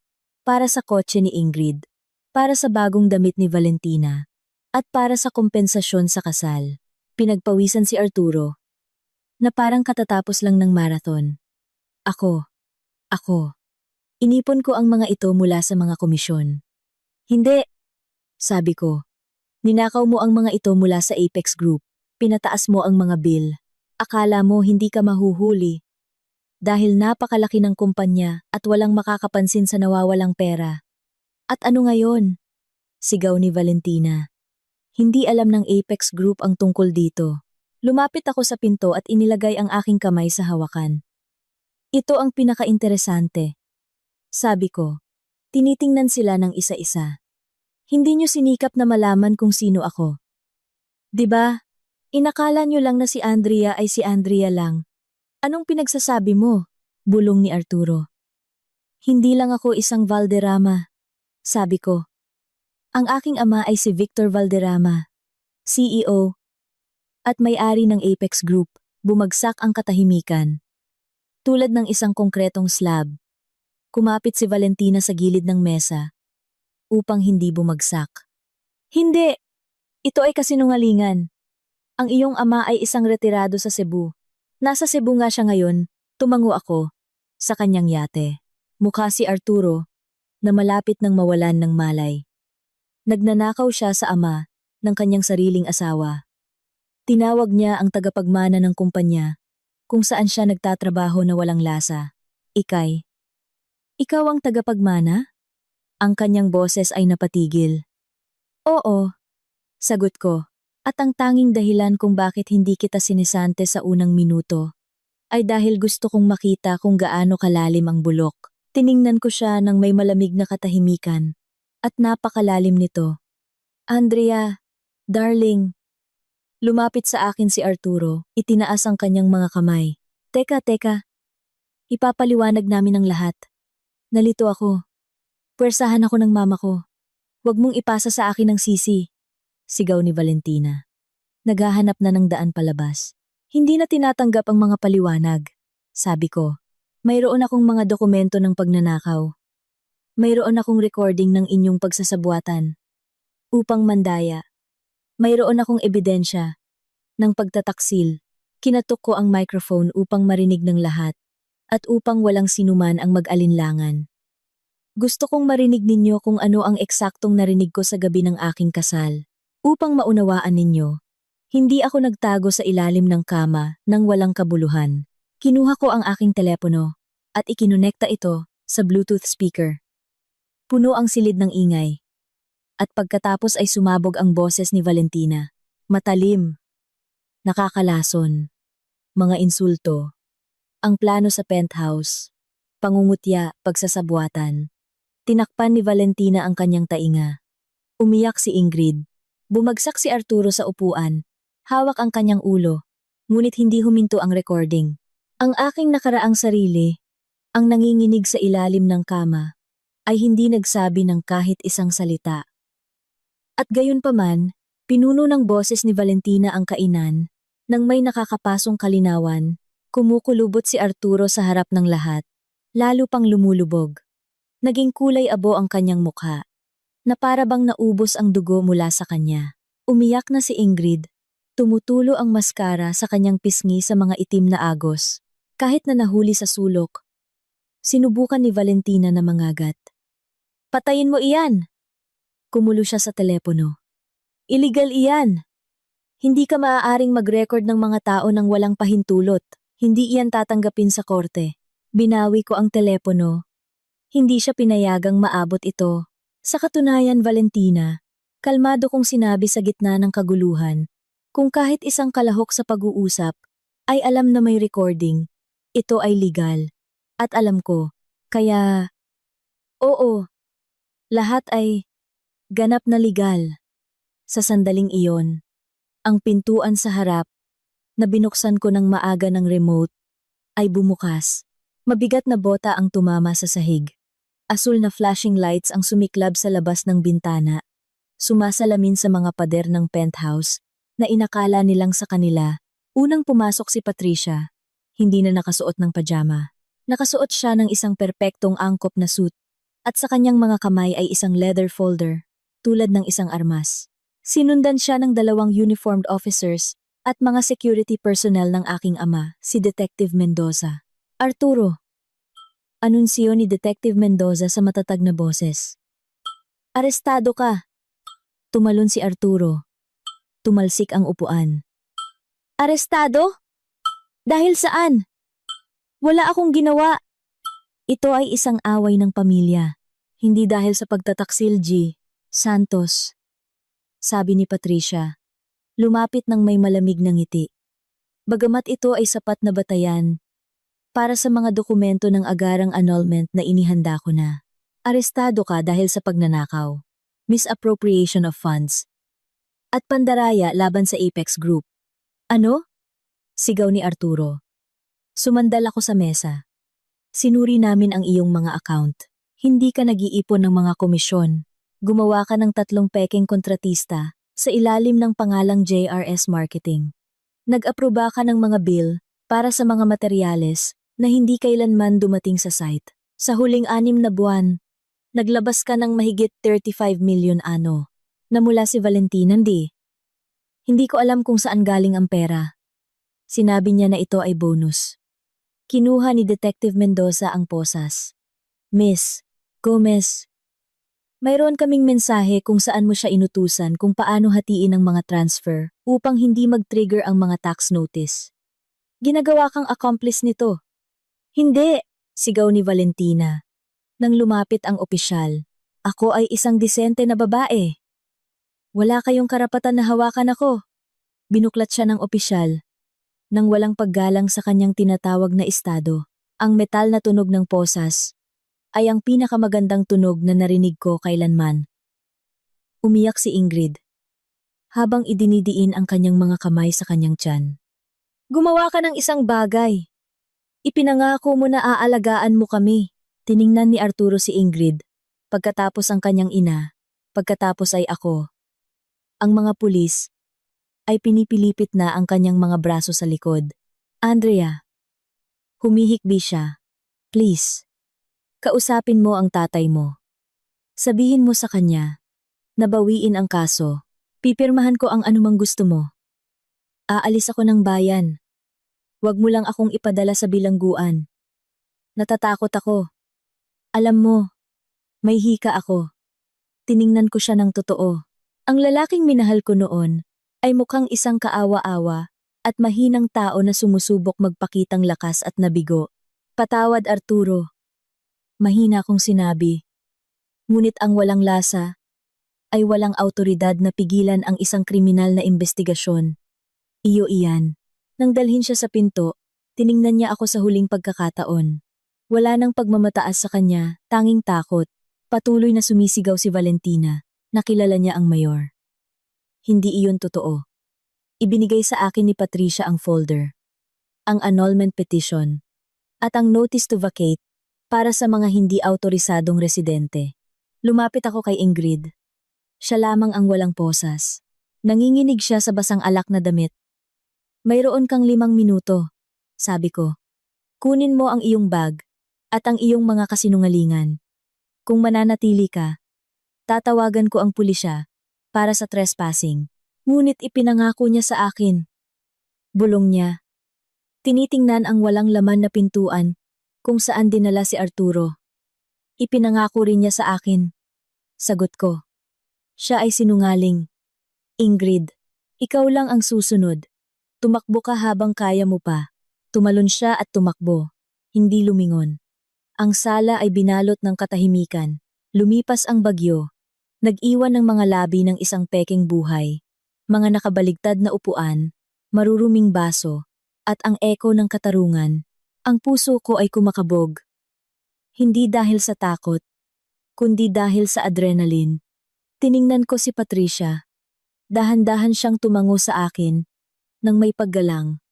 Ito ang sandaling iyon. Ang sandali kung kailan ko nabawi ang aking buhay. Kung nakarating kayo rito, mangyaring suportahan ako. Mag-subscribe sa channel. I-like ang video na ito. At isulat ang numero 1 sa comments. At kung talagang nakarating ka hanggang sa dulo, salamat. Ibig sabihin nito, kasama ka sa bawat pagliko ng kuwentong ito. Ang iyong suporta ang nagtutulak sa akin na magpatuloy. Kaya isulat ang numero 1 para makita kita. At ngayon, bumalik tayo sa kwento. Ang mga araw pagkatapos ng pag-aresto ay naging isang daloy ng mga dokumento. Pirma, tawag, at mabilis na desisyon. Habang si Arturo ay ginugol ang gabi sa detention ng walang piyansa, na ang kanyang mga account ay inaresto. Nag-focus ako sa pagtanggal sa kanya mula sa aking buhay. Tulad ng pagtanggal ng isang mantsa na ayaw mo nang makita. Una, ang pisikal na paglilinis. Ayoko na ng penthouse na iyon. Para sa akin, ito ay nadumihan. Kumuha ako ng isang team na nagpack ng lahat ng pag-aari ko. At inilabas ito nang hindi ko kailangang hawakan ang kahit isang bagay. Ang mga gamit ni Arturo, ang kanyang mga damit, ang kanyang gaming console, ang koleksyon ng limited edition sneakers na binili gamit ang ninakaw na pera, hindi ko sinunog. Iyon ay magiging badalasina ang gaming, dramatic at ilegal. Sa halip, ipinadala ko ang lahat sa tanging natitirang address sa bahay ni Valentina. Ngunit wala si Valentina doon. Lumabas na mas mahina ang kanyang posisyon kaysa sa inakala namin. Paulit-ulit niyang isinanla ang bahay upang mapanatili ang kanyang imahe. Pangalawang mortgage. Pangatlo, lahat para sa kapakanan ng hitsura.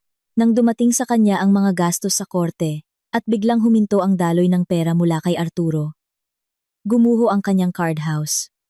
Isang linggo, pagkatapos ng pag-aresto, tinawagan ako ni Patricia. Magugustuhan mo ito, sabi niya, nang may kasiyahan. Kinuha ng bangko ang bahay ni Valentina kahapon. Malaya siya sa piyansa, ngunit wala siyang matirhan. Sinubukan niyang umarkila ng motel. Blocked ang mga cards. Nakatayo ako sa bintana sa bahay ng aking ama nang marinig ko iyon. Nasaan siya ngayon? Tanong ko. Sa kapatid niya. Sagot ni Patricia. Yung nagtawa sa iyong mga napkin. Natutulog si Valentina sa isang folding bed sa basement. Isang madilim na kasiyahan ang humigpit sa aking dibdib. Ang babae na nangutya sa retiradong sundalo ay nalalaman na ngayon kung ano ang ibig sabihin ng mabuhay araw-araw. Pagkatapos ay dumating ang pagdinig sa annulment. Mabilis, mahigpit, walang lugar para sa palabas. Nakakonekta si Arturo sa pamamagitan ng video call mula sa detention. Mukha siyang sirang-sira, hindi nag-ahit, may malalim na eye bags, nakasuot ng orange na uniforme na nagpapakita sa kanya na mas kaawa-awa. Nang tanungin ng hukom kung kinukwestiyon niya ang annulment o ang valididad ng prenuptial agreement, umiling lang siya. Hindi, Your Honor. Bulong niya. Hindi pinalambot ng hukom ang mga salita. Inamin mo na pinirmahan mo ang pagtalikod sa karapatan sa ari-arian sa Ayala Avenue. Inamin mo rin ang pagtataksil. Ang naghabla ay nagbigay ng kumpletong ebidensya. Mayroon ka bang idaragdag? Tiningnan ni Arturo ang kamera. Sa loob ng isang segundo, nagtama ang aming mga mata sa malamig na screen. Nagkamali ako. Bulong niya. Gumawa ka ng ilang krimen. Pagwawasto ng hukom sa kanya. Naaprubahan ang annulment. Ang lahat ng ari-arian ay mapupunta sa naghabla. Kailangan mong bayaran ng gastos sa korte. Siyempre, hindi niya ito kayang bayaran. Ako mismo ang nagbayad. Ang huling buwis para sa pagtitiwala sa maling tao. Si Ingrid din ay hindi nakalusot nang walang pinsala, nang walang suporta ni Arturo, at sa gitna ng eskandalong kumalat sa balita, nawalan siya ng trabaho sa butik. Mabilis kumalat ang mga tsismis sa aming mga bilog. Sinubukan niya akong kontakin isang beses. Nagpadala ng mahabang sulat ng pagpapaliwanag. Inilipat ang sisi kay Arturo at nagpakita ng sarili bilang biktima. Hindi ako sumagot. Ipinasa ko lang ang sulat sa abogado niya. Hayaan nilang sirain ang isa't isa. At pagkatapos, ay sumunod ang huling suntok. Nagbigay ng testimonya ang aking ama sa korte bilang biktima. Hindi siya nagtaas ng boses. Hindi niya kailangan. Nakatayo siya ng tuwid na may presensya ng isang taong sanay na ang mundo ay yumuyuko sa kanya. Ang pagtitiwala ay ang salapi ng negosyo. Sabi niya, ninakaw ni G. Santos hindi lamang ang pera. Ninakaw niya ang pagtitiwala. Pumasok siya sa aking pamilya. Sa pamamagitan ng kasinungalingan, pinuntirya ang aking anak na babae at ginamit ang aking kumpanya bilang isang personal na alkansya. Siya ay hindi biktima ng sitwasyon, siya ay isang predator na nahuli. Ang hatol ay bumagsak na parang bakal na pinto.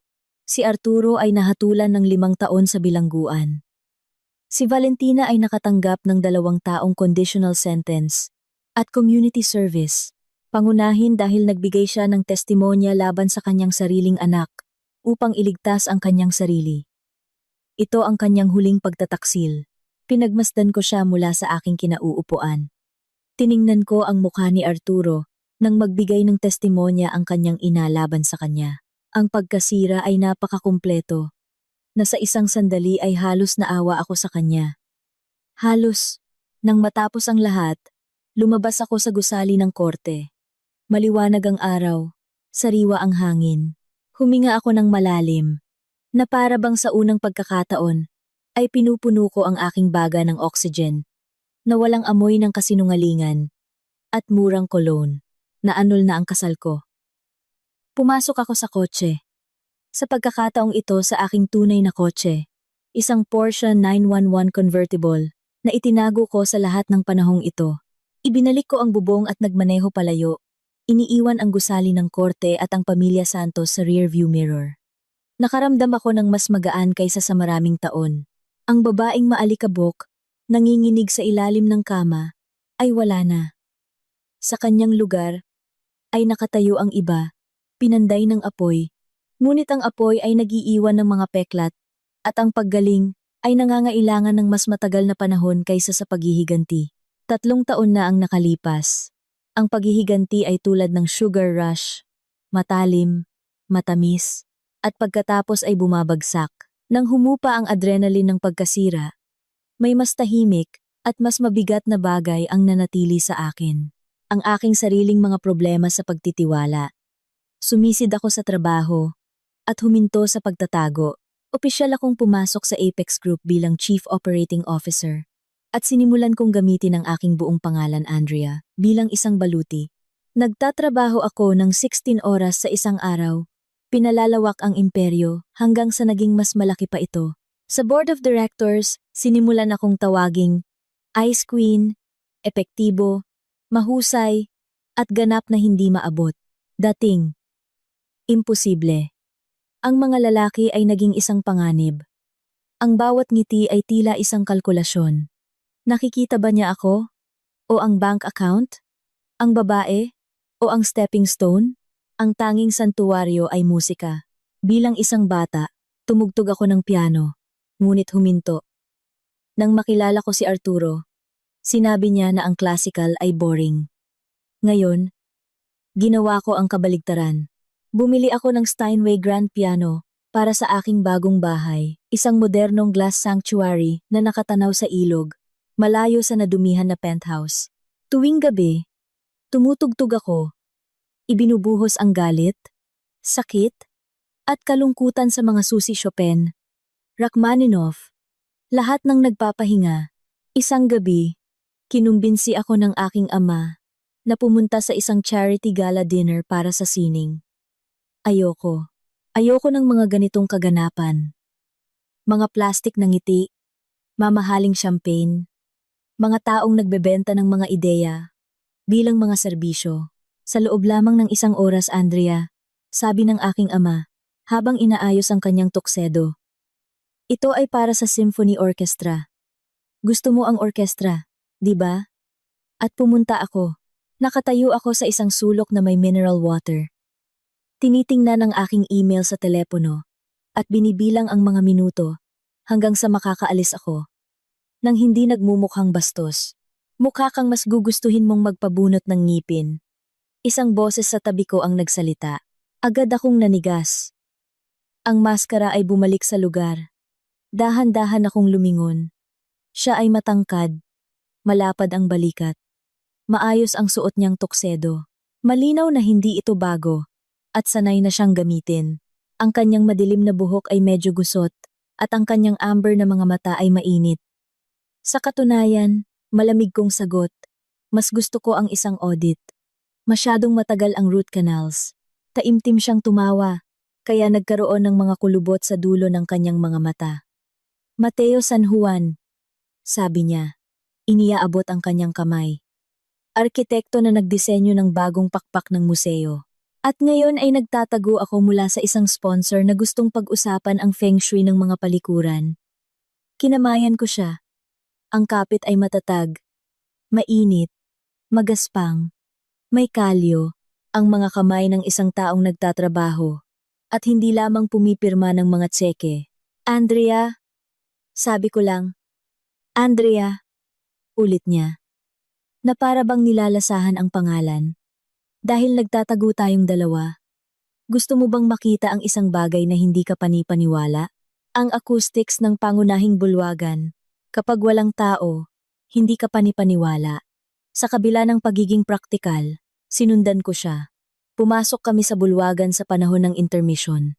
Ang entablado ay walang tao. Maliban sa isang grand piano na nakatayo ng mag-isa, na para bang naghihintay ng isang tao. Sige, sabi ni Mateo. Itinuro ang instrumento. Nakita ko ang iyong mga daliri nang tumugtog ang quartet. Ikaw ay tumutugtog, di ba? Huminto ako sandali. Hindi pa ako nakakatugtog sa publiko sa loob ng maraming taon. Walang publiko dito. Ngumiti siya. Ikaw lang. At ang mga multo ni Mozart. Umupo ako. Inilagay ang aking mga kamay sa mga susi. At inilabas ang lahat ng nakakulong sa loob. Isang nocturne, puno ng pagkalungkot, sakit, isang bagay na matagal nang masakit, bago ko pa man siya makilala. Ang musika ay pinuno ang walang laman na bulwagan. Ito ay sumasalamin sa kahoy, umakyat sa mga dingding, at bumalik sa isang mainit na eko. Pinikit ko ang aking mga mata, at nakalimutan ang lahat. Ang panlilinlang, ang kahihiyan, ang takot, ang piano at ako lamang ang umiral. Nang matapos ako, ang katahimikan ay naging makapal at maganda. Idinilat ko ang aking mga mata. Tinitingnan ako ni Mateo. Hindi ang dekorasyon, hindi ang damit, kundi ako, ang aking mukha, parang may nakakita sa wakas kung ano ang nasa loob. Ito. Simula niya. Ang kanyang boses ay naging makapal sa emosyon. Ito ang pinakamalungkot at pinakamagandang bagay na narinig ko kailanman. Sino ang labis na nanakit sa iyo? Andrea, ang tanong ay tumama ng walang babala. Bigla akong tumayo, na para bang uminit ang sahig. Hindi mo iyan negosyo. Matalim kong sagot. Muling bumalik sa lugar ang mga pader. Kailangan ko nang umalis. Teka! Naabutan niya ako sa mga baitang ng entablado. Hayaan mo akong imbitahan ka sa hapunan. Isang tunay na hapunan. Hindi ang mga miniature canapé na ito. Hindi, sabi ko. Pinabilis ang aking lakad. Hindi kita iniimbitahan sa date. Sagot niya. Halos tumakbo. Para makahabol. Hinihiling ko na makilala ang isang taong kayang paiyakin ang piano. Huminto ako. Atalaama ka atalala ko. Balaaba atalala ko. Tiningnan ko siya sa mata. Mukha siyang tapat. Ngunit tapat din si Arturo. Kinuha ni Arturo ang aking maruming wallet. Ginawa niya ang tamang bagay ng daan-daang beses. Hanggang sa huminto siya. Hindi ko kaya, bulong ko. Hindi ko talaga kaya. Umalis ako sa gabing iyon. Tulad ni Cinderella. Ngunit sa halip na isang basag na tsinelas, nag-iwan ako ng unang bitak sa aking baluti. Hindi sumuko si Mateo. Hindi siya nagpadala ng bulaklak. Hindi siya nagpadala ng alahas. Kinabukasan, may dumating na package sa aking opisina. Isang bihirang koleksyon ng mga nota. Mga nakalimutang obra ng mga babaeng kompositor noong ika-19 na siglo. Ang tala ay nagsasaad. Para sa musikang walang kondisyon. Dinadaanan ko ang mga salitang ito gamit ang aking daliri. Walang kondisyon.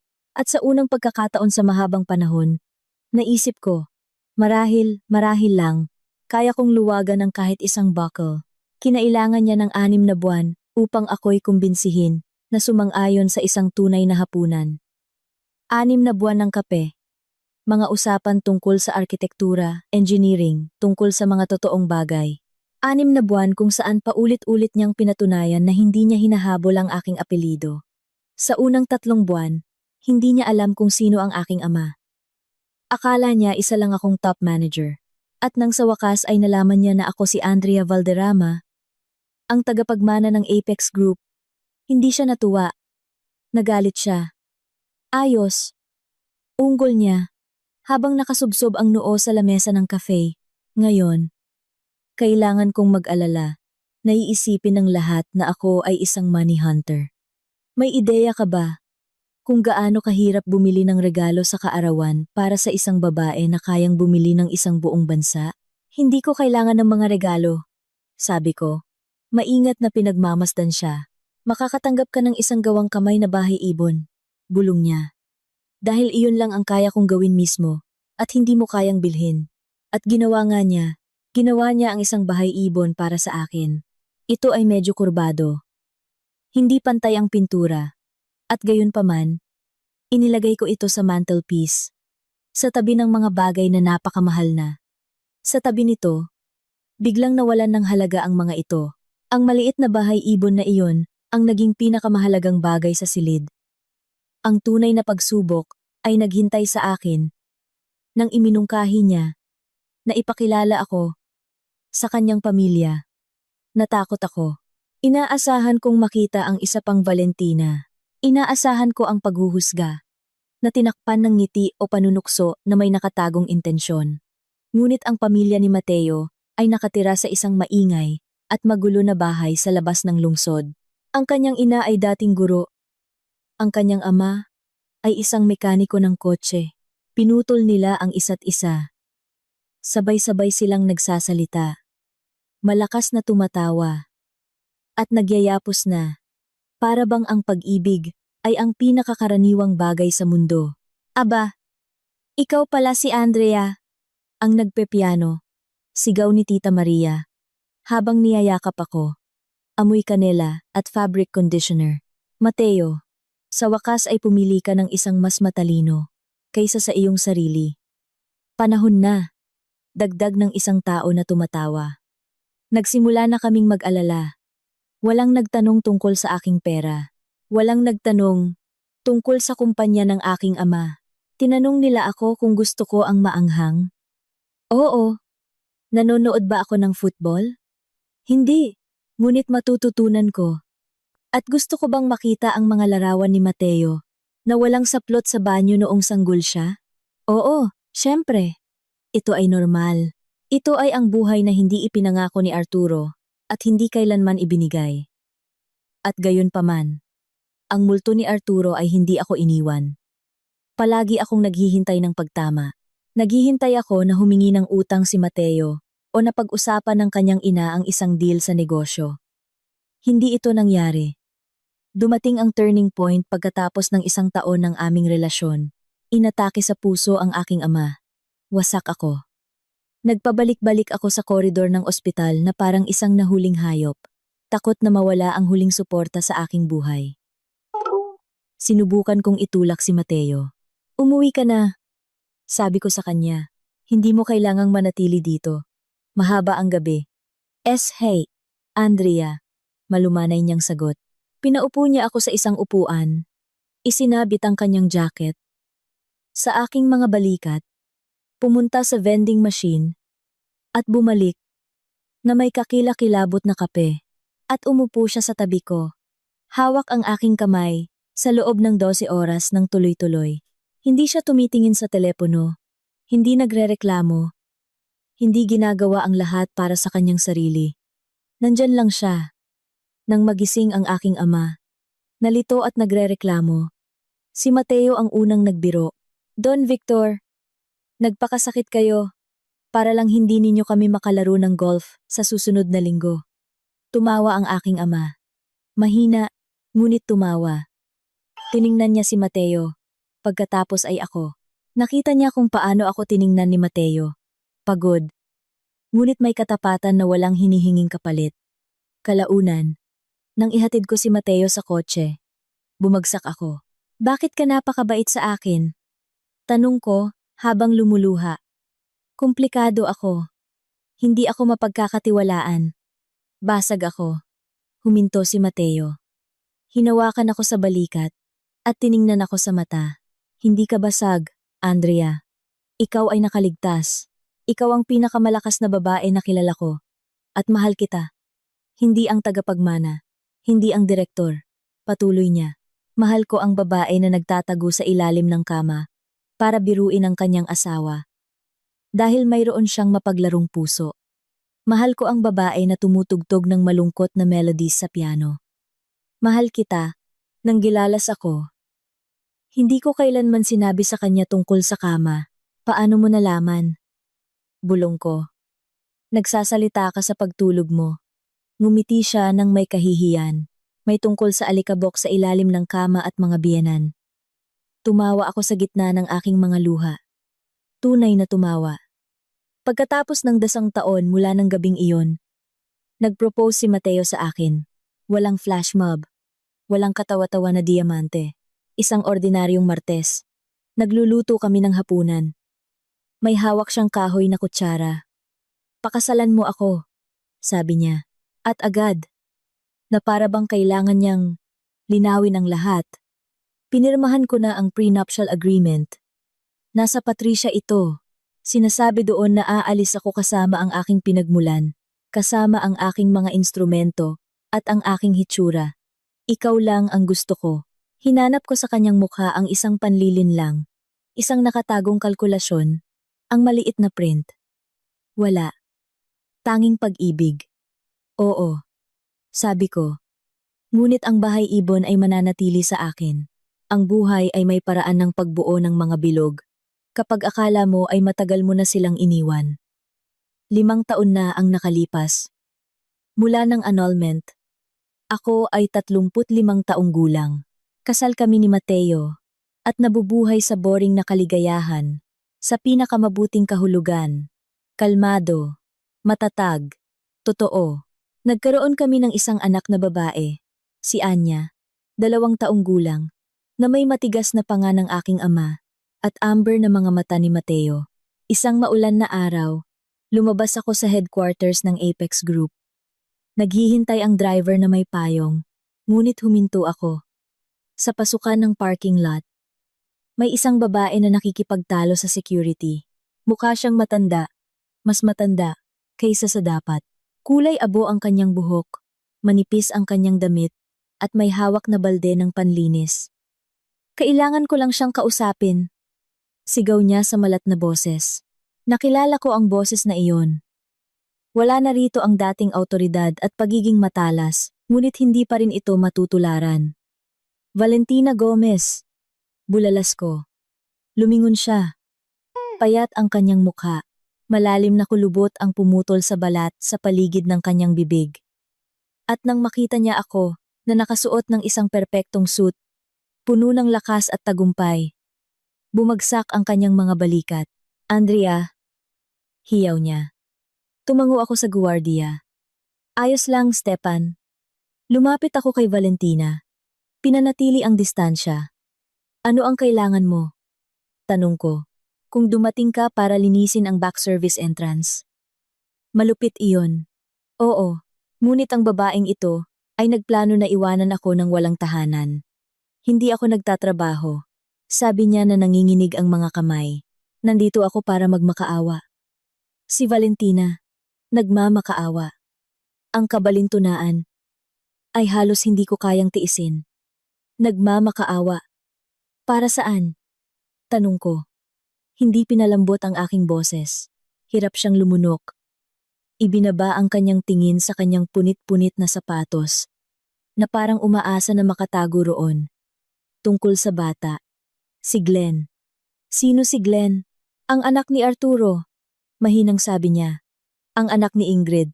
Siya ay 5 taong gulang. Umalis si Ingrid. 2 taon na ang nakakaraan. Nakilala niya ang isang truck driver at iniwan niya sa akin. Sabi niya ayaw niya ng abala. Iniwan ni Ingrid ang kanyang sariling anak. Hindi ito nakakagulat sa akin. Ngunit ang sumunod ay nagpakulubot sa aking dibdib. At may sakit siya. Idinagdag ni Valentina. Nabasag ang kanyang boses. May leukemia si Glenn.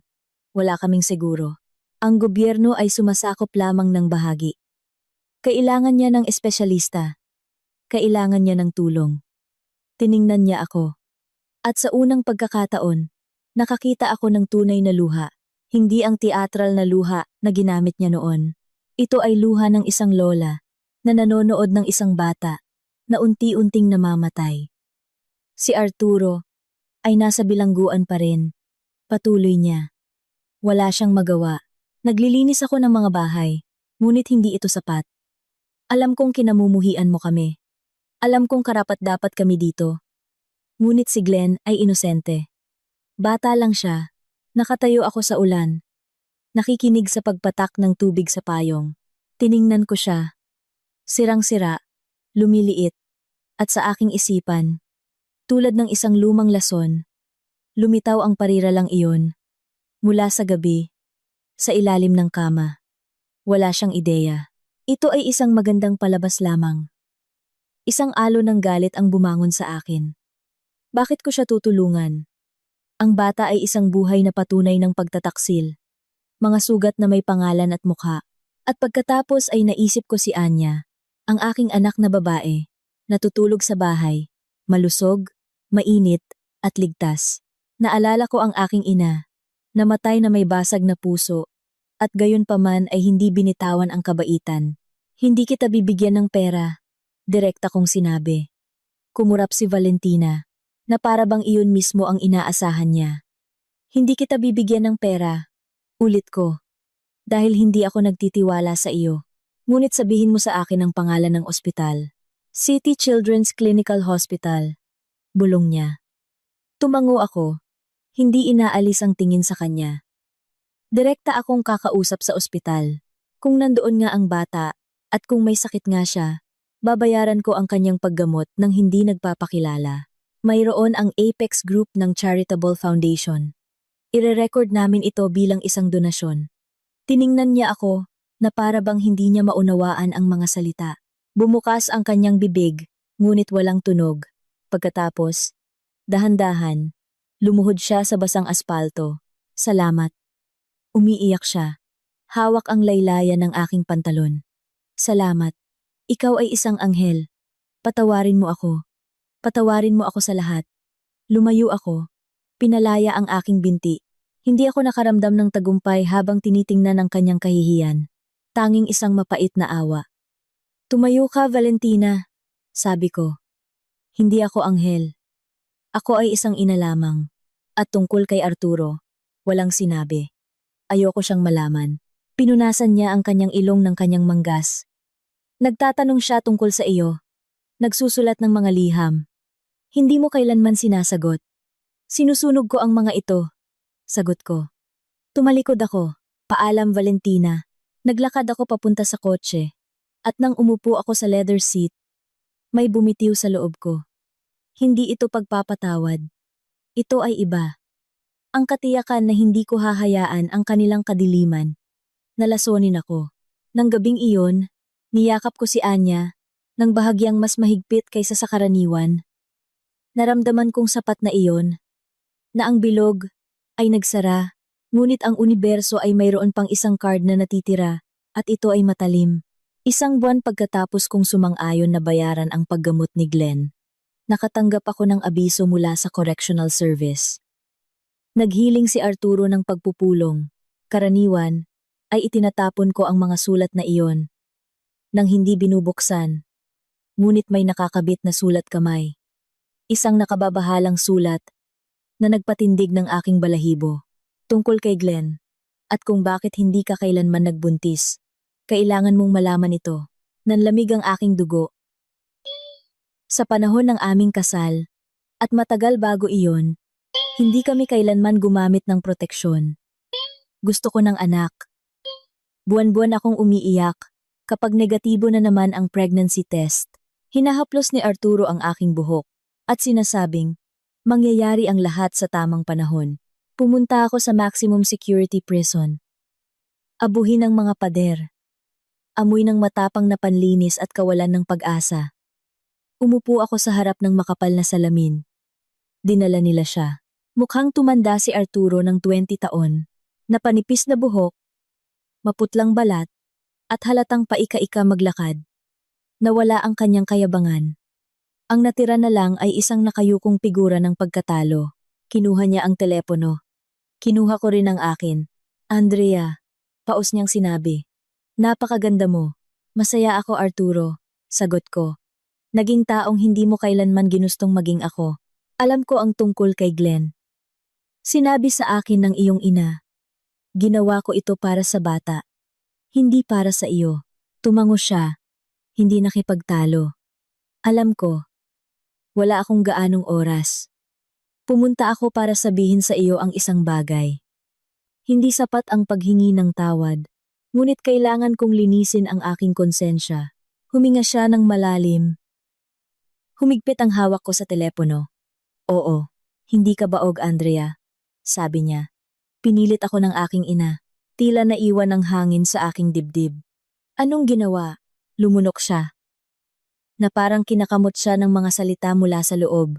Dinudurog niya ang mga emergency contraceptive pills at inihahalo ang mga ito sa iyong mga smoothie. Yung mga ginagawa niya tuwing linggo. O kaya pinapalitan niya ang iyong mga bitamina ng mga pekeng tableta. Umikot ang silid. Ang sahig ay tila gumagalaw ng mabagal at nakakahilo.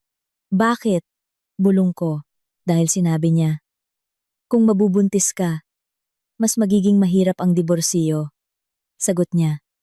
Ang bata ay magtatali sa atin ng 18 taon. Gusto niya ng malinis na paghihiwalay. Pagkatapos makuha ang penthouse, huminto siya.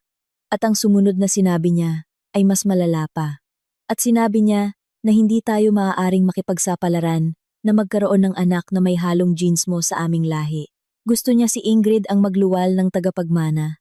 Sinakluban ako ng matinding pagduduwal na halos himatayin ako. Hindi lang iyon kasakiman, iyon ay pandarahas. Nakialam sila sa aking katawan nang hindi ako hinahawakan. Nilalason ako mula sa loob para hindi ako mabuntis. Habang umiiyak ako sa balikat ni Arturo. Dahil sa kawalan ko ng kakayahang magkaanak, nag-init ang aking mga mata hindi dahil sa lungkot, kundi dahil sa matinding galit. At hinayaan mong mangyari iyon? Singhal ko. Hinayaan mo silang gawin iyon sa akin. Umiyak si Arturo. Naging mahina ako. Natakot ako sa kanya. At naging sakim ako. Patawarin mo ako, Andrea. Pero tingnan mo. Isa itong biyaya, hindi ba? Isipin mo. Kung nagkaroon tayo ng anak, matatali ka na sa akin habang buhay. Pero ngayon, malaya ka na. May iba ka ng buhay. Tama siya sa pinakamasakit at pinakabaluktot na kahulugan. Kung nagkaroon ako ng anak sa kanya, hindi ako makakawala ng tuluyan. Palagi ko siyang palalakihin. Kasama ng isang kriminal, si Valentina Gomez, ay habang buhay na mananatili sa aking buhay. At ang aking anak na si Anya ay hindi kailanman isisilang. Tama ka, sabi ko sa nanginginig na boses. Isa itong biyaya. Dahil ang mga anak ko ay kailanman hindi magkakaroon ng kahit isang patak ng iyong bulok na dugo. Tumayo ako. Andrea, teka, sigaw niya. Sa loob ng 10 taon ay magkakaroon ako ng parol. Pwede ka bang magsabi ng magagandang bagay tungkol sa akin? Tutal tinulungan mo naman si Glenn. Tiningnan ko siya mula sa kabilang panig ng salamin. Ang kanyang kakapalan ng mukha ay nagpatawa sa akin ng isang walang lamang halakhak. Tinulungan ko si Glenn dahil isa siyang inosenteng bata. Sabi ko, ikaw ay isang nasa hustong gulang na lalaki na hinayaang lasonin ang sarili niyang asawa. Wala akong sasabihing maganda tungkol sa iyo. Higit pa rito, ipapadala ko ang recording ng pag-uusap na ito sa parole board. Sana mabulok ka rito. Ibinagsak ko ang telepono. Lumabas ako ng bilangguan at tumama sa akin ang sikat ng araw na parang isang sampal. Naglakad-lakad ako nang walang patutunguhan hanggang sa makarating ako sa isang upuan sa parking lot at doon ako bumagsak. Umiyak ako para sa sanggol na inakala kong imposible. Umiyak ako dahil sa pang-aabuso. Ngunit higit sa lahat, umiyak ako dahil sa ginhawa. Hindi ang sarili kong katawan ang bumigo sa akin. Iyon ay lason ng iba. Natagpuan ako ni Mateo kinalaunan. Tinawagan ko siya dahil hindi ko kayang magmaneho. Niyakap niya ako habang ako'y nanginginig. Hindi na nila ulit magagawang saktan ka pa, pangako niya. At sa unang pagkakataon, naniwala ako sa kanya. Lumabas na ang lihim. Ang lason ay tuluyan ng naalis. At sa wakas ay naramdaman kong malinis na ako. Makalipas ang 10 taon, ang Apex Group ay naging isang pandaigdigang conglomerate. Ako ang naging CEO. Pumanaw ang aking ama. 1 taon na ang nakalipas. Nang mapayapa, sa kanyang pagtulog, sa kanyang burol, ay dumalo ang mga senador, mga kakumpetensya, at libo-libong empleyado na gumagalang sa kanya. At ako ang nasa timon, hindi na ako ang babaeng nagtatago sa ilalim ng kama.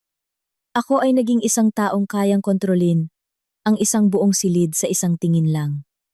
12 taon na kaming kasal ni Mateo. Mayroon kaming 2 anak, si Anya, 17 taong gulang, at ang aming anak, na lalaking si Paolo, 10 taong gulang. Nakaupo kami sa terasa ng aming rest house sa Tagaytay. Ito ay isang kakaibang tahimik na araw, isa sa mga araw na tila mapanlinlang na payapa.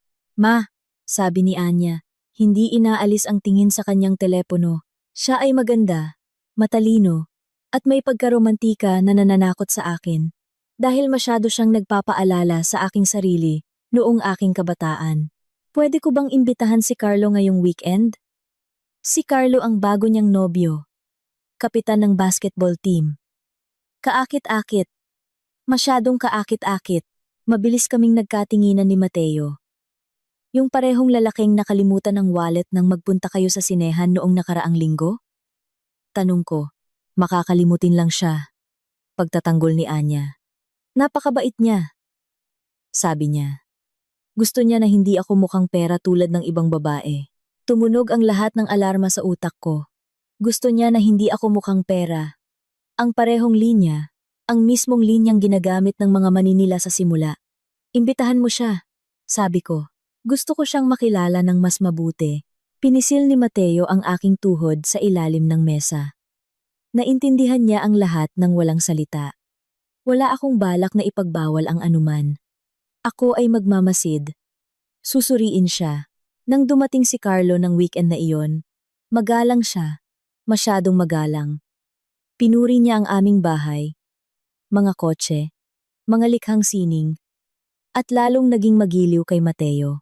Nagtatanong tungkol sa architectural firm nang may labis na interes sa profit margin, sa mga numero, at kung paano tumatakbo ang negosyo. Sa oras ng hapunan, nagpa siya akong gumawa ng isang eksperimento. Carlo, sabi ko, na parang kaswal lang. Sabi ni Anya, naghahanap ka raw ng summer internship. Opo, Tita Andrea. Ngumiti siya. Nagpapakita ng kanyang perpektong mga ngipin. Ikalulugod ko po sanang matuto. Mula sa pinakamagagaling. Marahil sa Apex Group. Kung ganon. Sabi ko, meron kaming bakante ngayon. Fieldwork. Pagbuhos ng semento. Simula alas 5 ng umaga. Minimum wage. Pero humuhubog ng pagkatao. Kung mapapatunayan mo ang sarili mo. Sa susunod na tag-init, mag-uusap tayo tungkol sa opisina. Maingat akong nagmasid.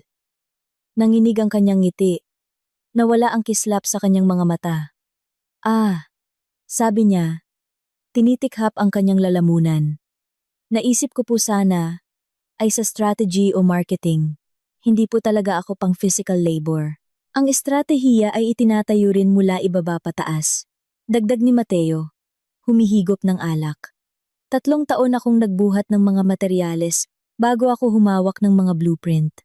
Tiningnan ni Carlo si Anya na may halong gulat at inis. Babe, hindi ba't sinabi mong kayang ibigay ng mama mo ang mas magandang posisyon para sa akin? Ang pagbubuhos ng semento ay medyo mababa sa aking antas, hindi ba? Natigilan si Anya. At doon bumagsak sa mesa ang boses ng aking ama na parang isang bato. Mababa sa antas mo. Nagbuhos ako ng semento. Nagtayo ng mga pader ang aking ama. Gamit ang kanyang sariling mga kamay. Kinakabahang tumawa si Carlo. Sinusubukang ayusin ang sitwasyon. Ay, opo. Pero kailangan po nila iyon. Tayo po. Alam nyo na. Nabibilang tayo sa elite. Naging makapal ang katahimikan. Mabigat. Sa tingin ko, mas mabuting umalis ka na. Tahimik na sabi ni Anya. Ano bang masama sa sinabi ko? Sabi ko, mas mabuting umalis ka na. Nanginginig ang boses niya, ngunit hindi siya umatras. Binuo ng pamilya ko ang buhay na ito sa pamamagitan ng hirap at trabaho. Kung iniisip mo na ang paggawa ay nakakababa ng pagkatao, ibig sabihin, mas nakakataas ako sa iyo. Nangilid ang luha sa aking mga mata. Hindi na niya kailangang magtago sa ilalim ng kama para maintindihan ito. Natutunan niya ang aral ng walang lason. Mayroon siyang kumpiyansa na wala ako sa kanyang edad. Umalis si Carlo, labag man sa kanyang kalooban. Nang sumara ang pinto, lumapit sa akin si Anya at niyakap ako. Alam mo ba? Oo. Naghihinala ako. Sabi ko, hinahagkan siya sa noo. Palagi mong tingnan kung paano tinatrato ng mga tao ang mismong trabaho, hindi ang pabuya. 1 linggo pagkatapos ng pangyayari kay Carlo, Nakatanggap ako ng tawag mula sa isang palliative care center sa Maynila. Tungkol ito kay Valentina Gomez. Namamatay siya dahil sa ovarian cancer. Wala na siyang kasama sa buhay. Pinalayas siya ng kanyang kapatid na babae. Maraming taon na ang nakalipas. Nasa bilangguan pa rin si Arturo. Minsan siyang lumabag sa mga kondisyon ng kanyang parol. Kaya't ibinalik siya sa loob. Matagal nang naglaho si Ingrid. Inilagay niya po kayo bilang emergency contact. Maingat na sinabi ng nurse. Hindi ko po alam kung bakit.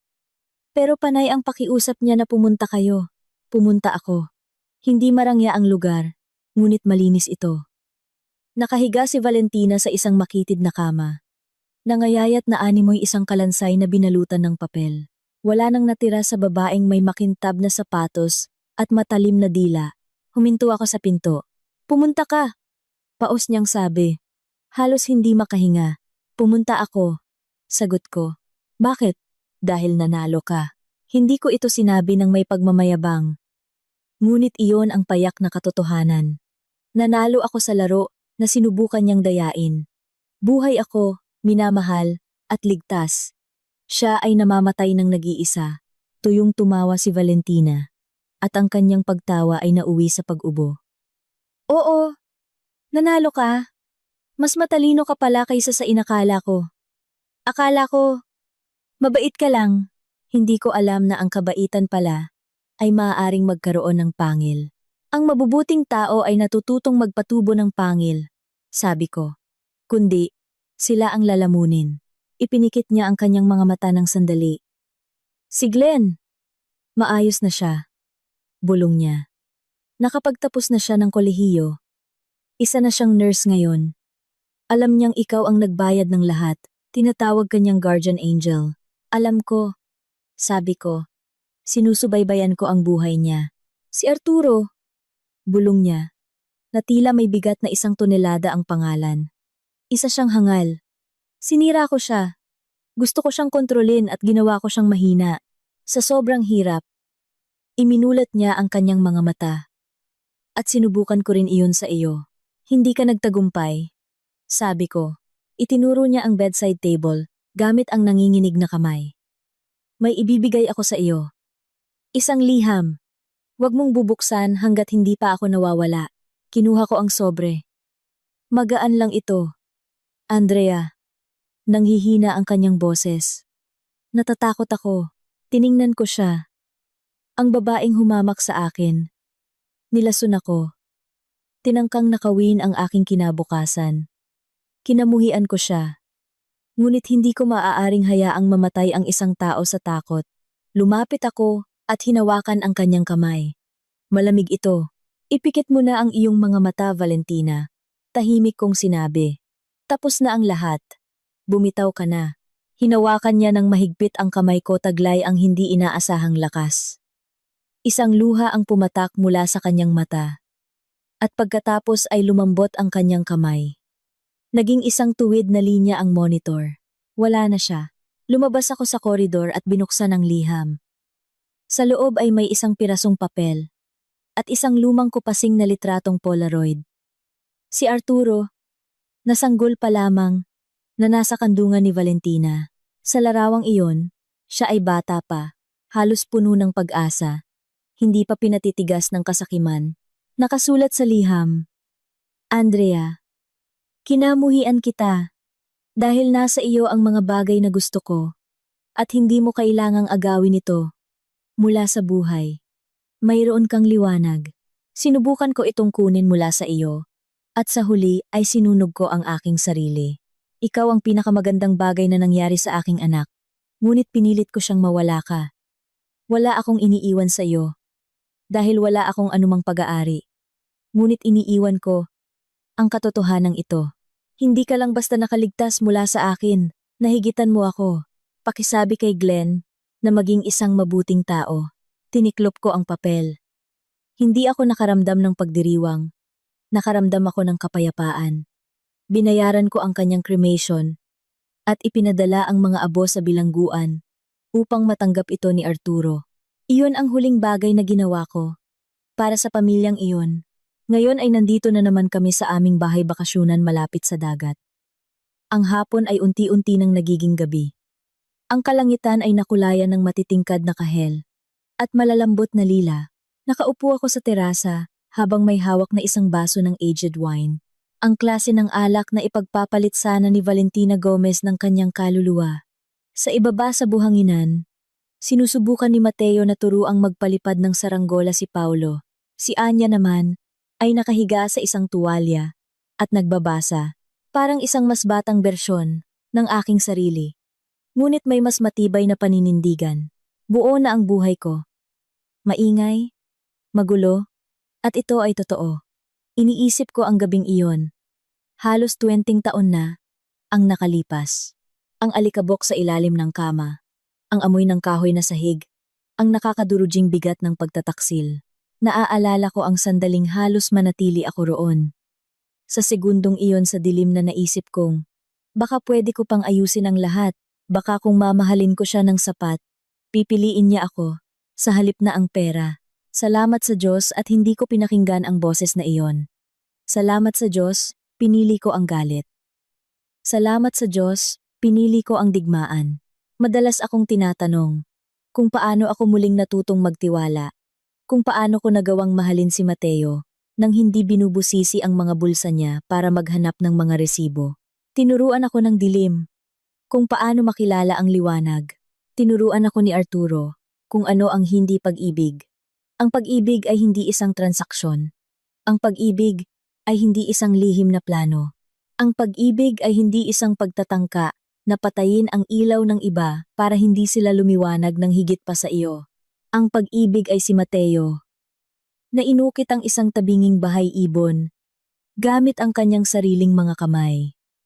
Ang pag-ibig ay ang aking ama, na nakatayo sa korte, at ipinagtatanggol ang aking pangalan. Ang pag-ibig ay ako, na nagbabayad ng chemotherapy para sa isang batang may sakit, kahit na dinurog ako ng kanyang ama mula sa loob. Ang pag-ibig ay nasa gawa. Ibinaba ko ang baso ko at lumapit sa barandilya. Inangat ni Mateo ang kanyang ulo mula sa dalampasigan at kumaway. Andrea, tingnan mo, lumipad na. Ang saranggola ay hinuli ng hangin, lumaban sa pagpigil, at tumaas ng tumaas hanggang sa makahanap ng sapat na puwersa upang manatili roon, sumasayaw sa gitna ng mga ulap. Nakikita ko! Sigaw ko pabalik. Napakaganda. Ang pangalan ko ay Andrea Valderrama. Ako ay isang ina. Ako ay isang CEO. Ako ay isang asawa. At ako ay isang babae na tumangging maging katawa-tawa sa kwento ng ibang tao. Salamat sa pakikinig sa aking kwento. Salamat sa paglalakbay kasama ko mula sa maalikabok na sahig ng isang honeymoon suite patungo sa paglubog ng araw ng isang mapayapang buhay. At tandaan, gaano man kadilim ang nasa ilalim, laging may daang palabas. Kailangan mo lamang na mag-ipon ng sapat na tapang para buksan ang pinto. Ingatan ninyo ang inyong mga sarili. Karapat-dapat kayo dyan.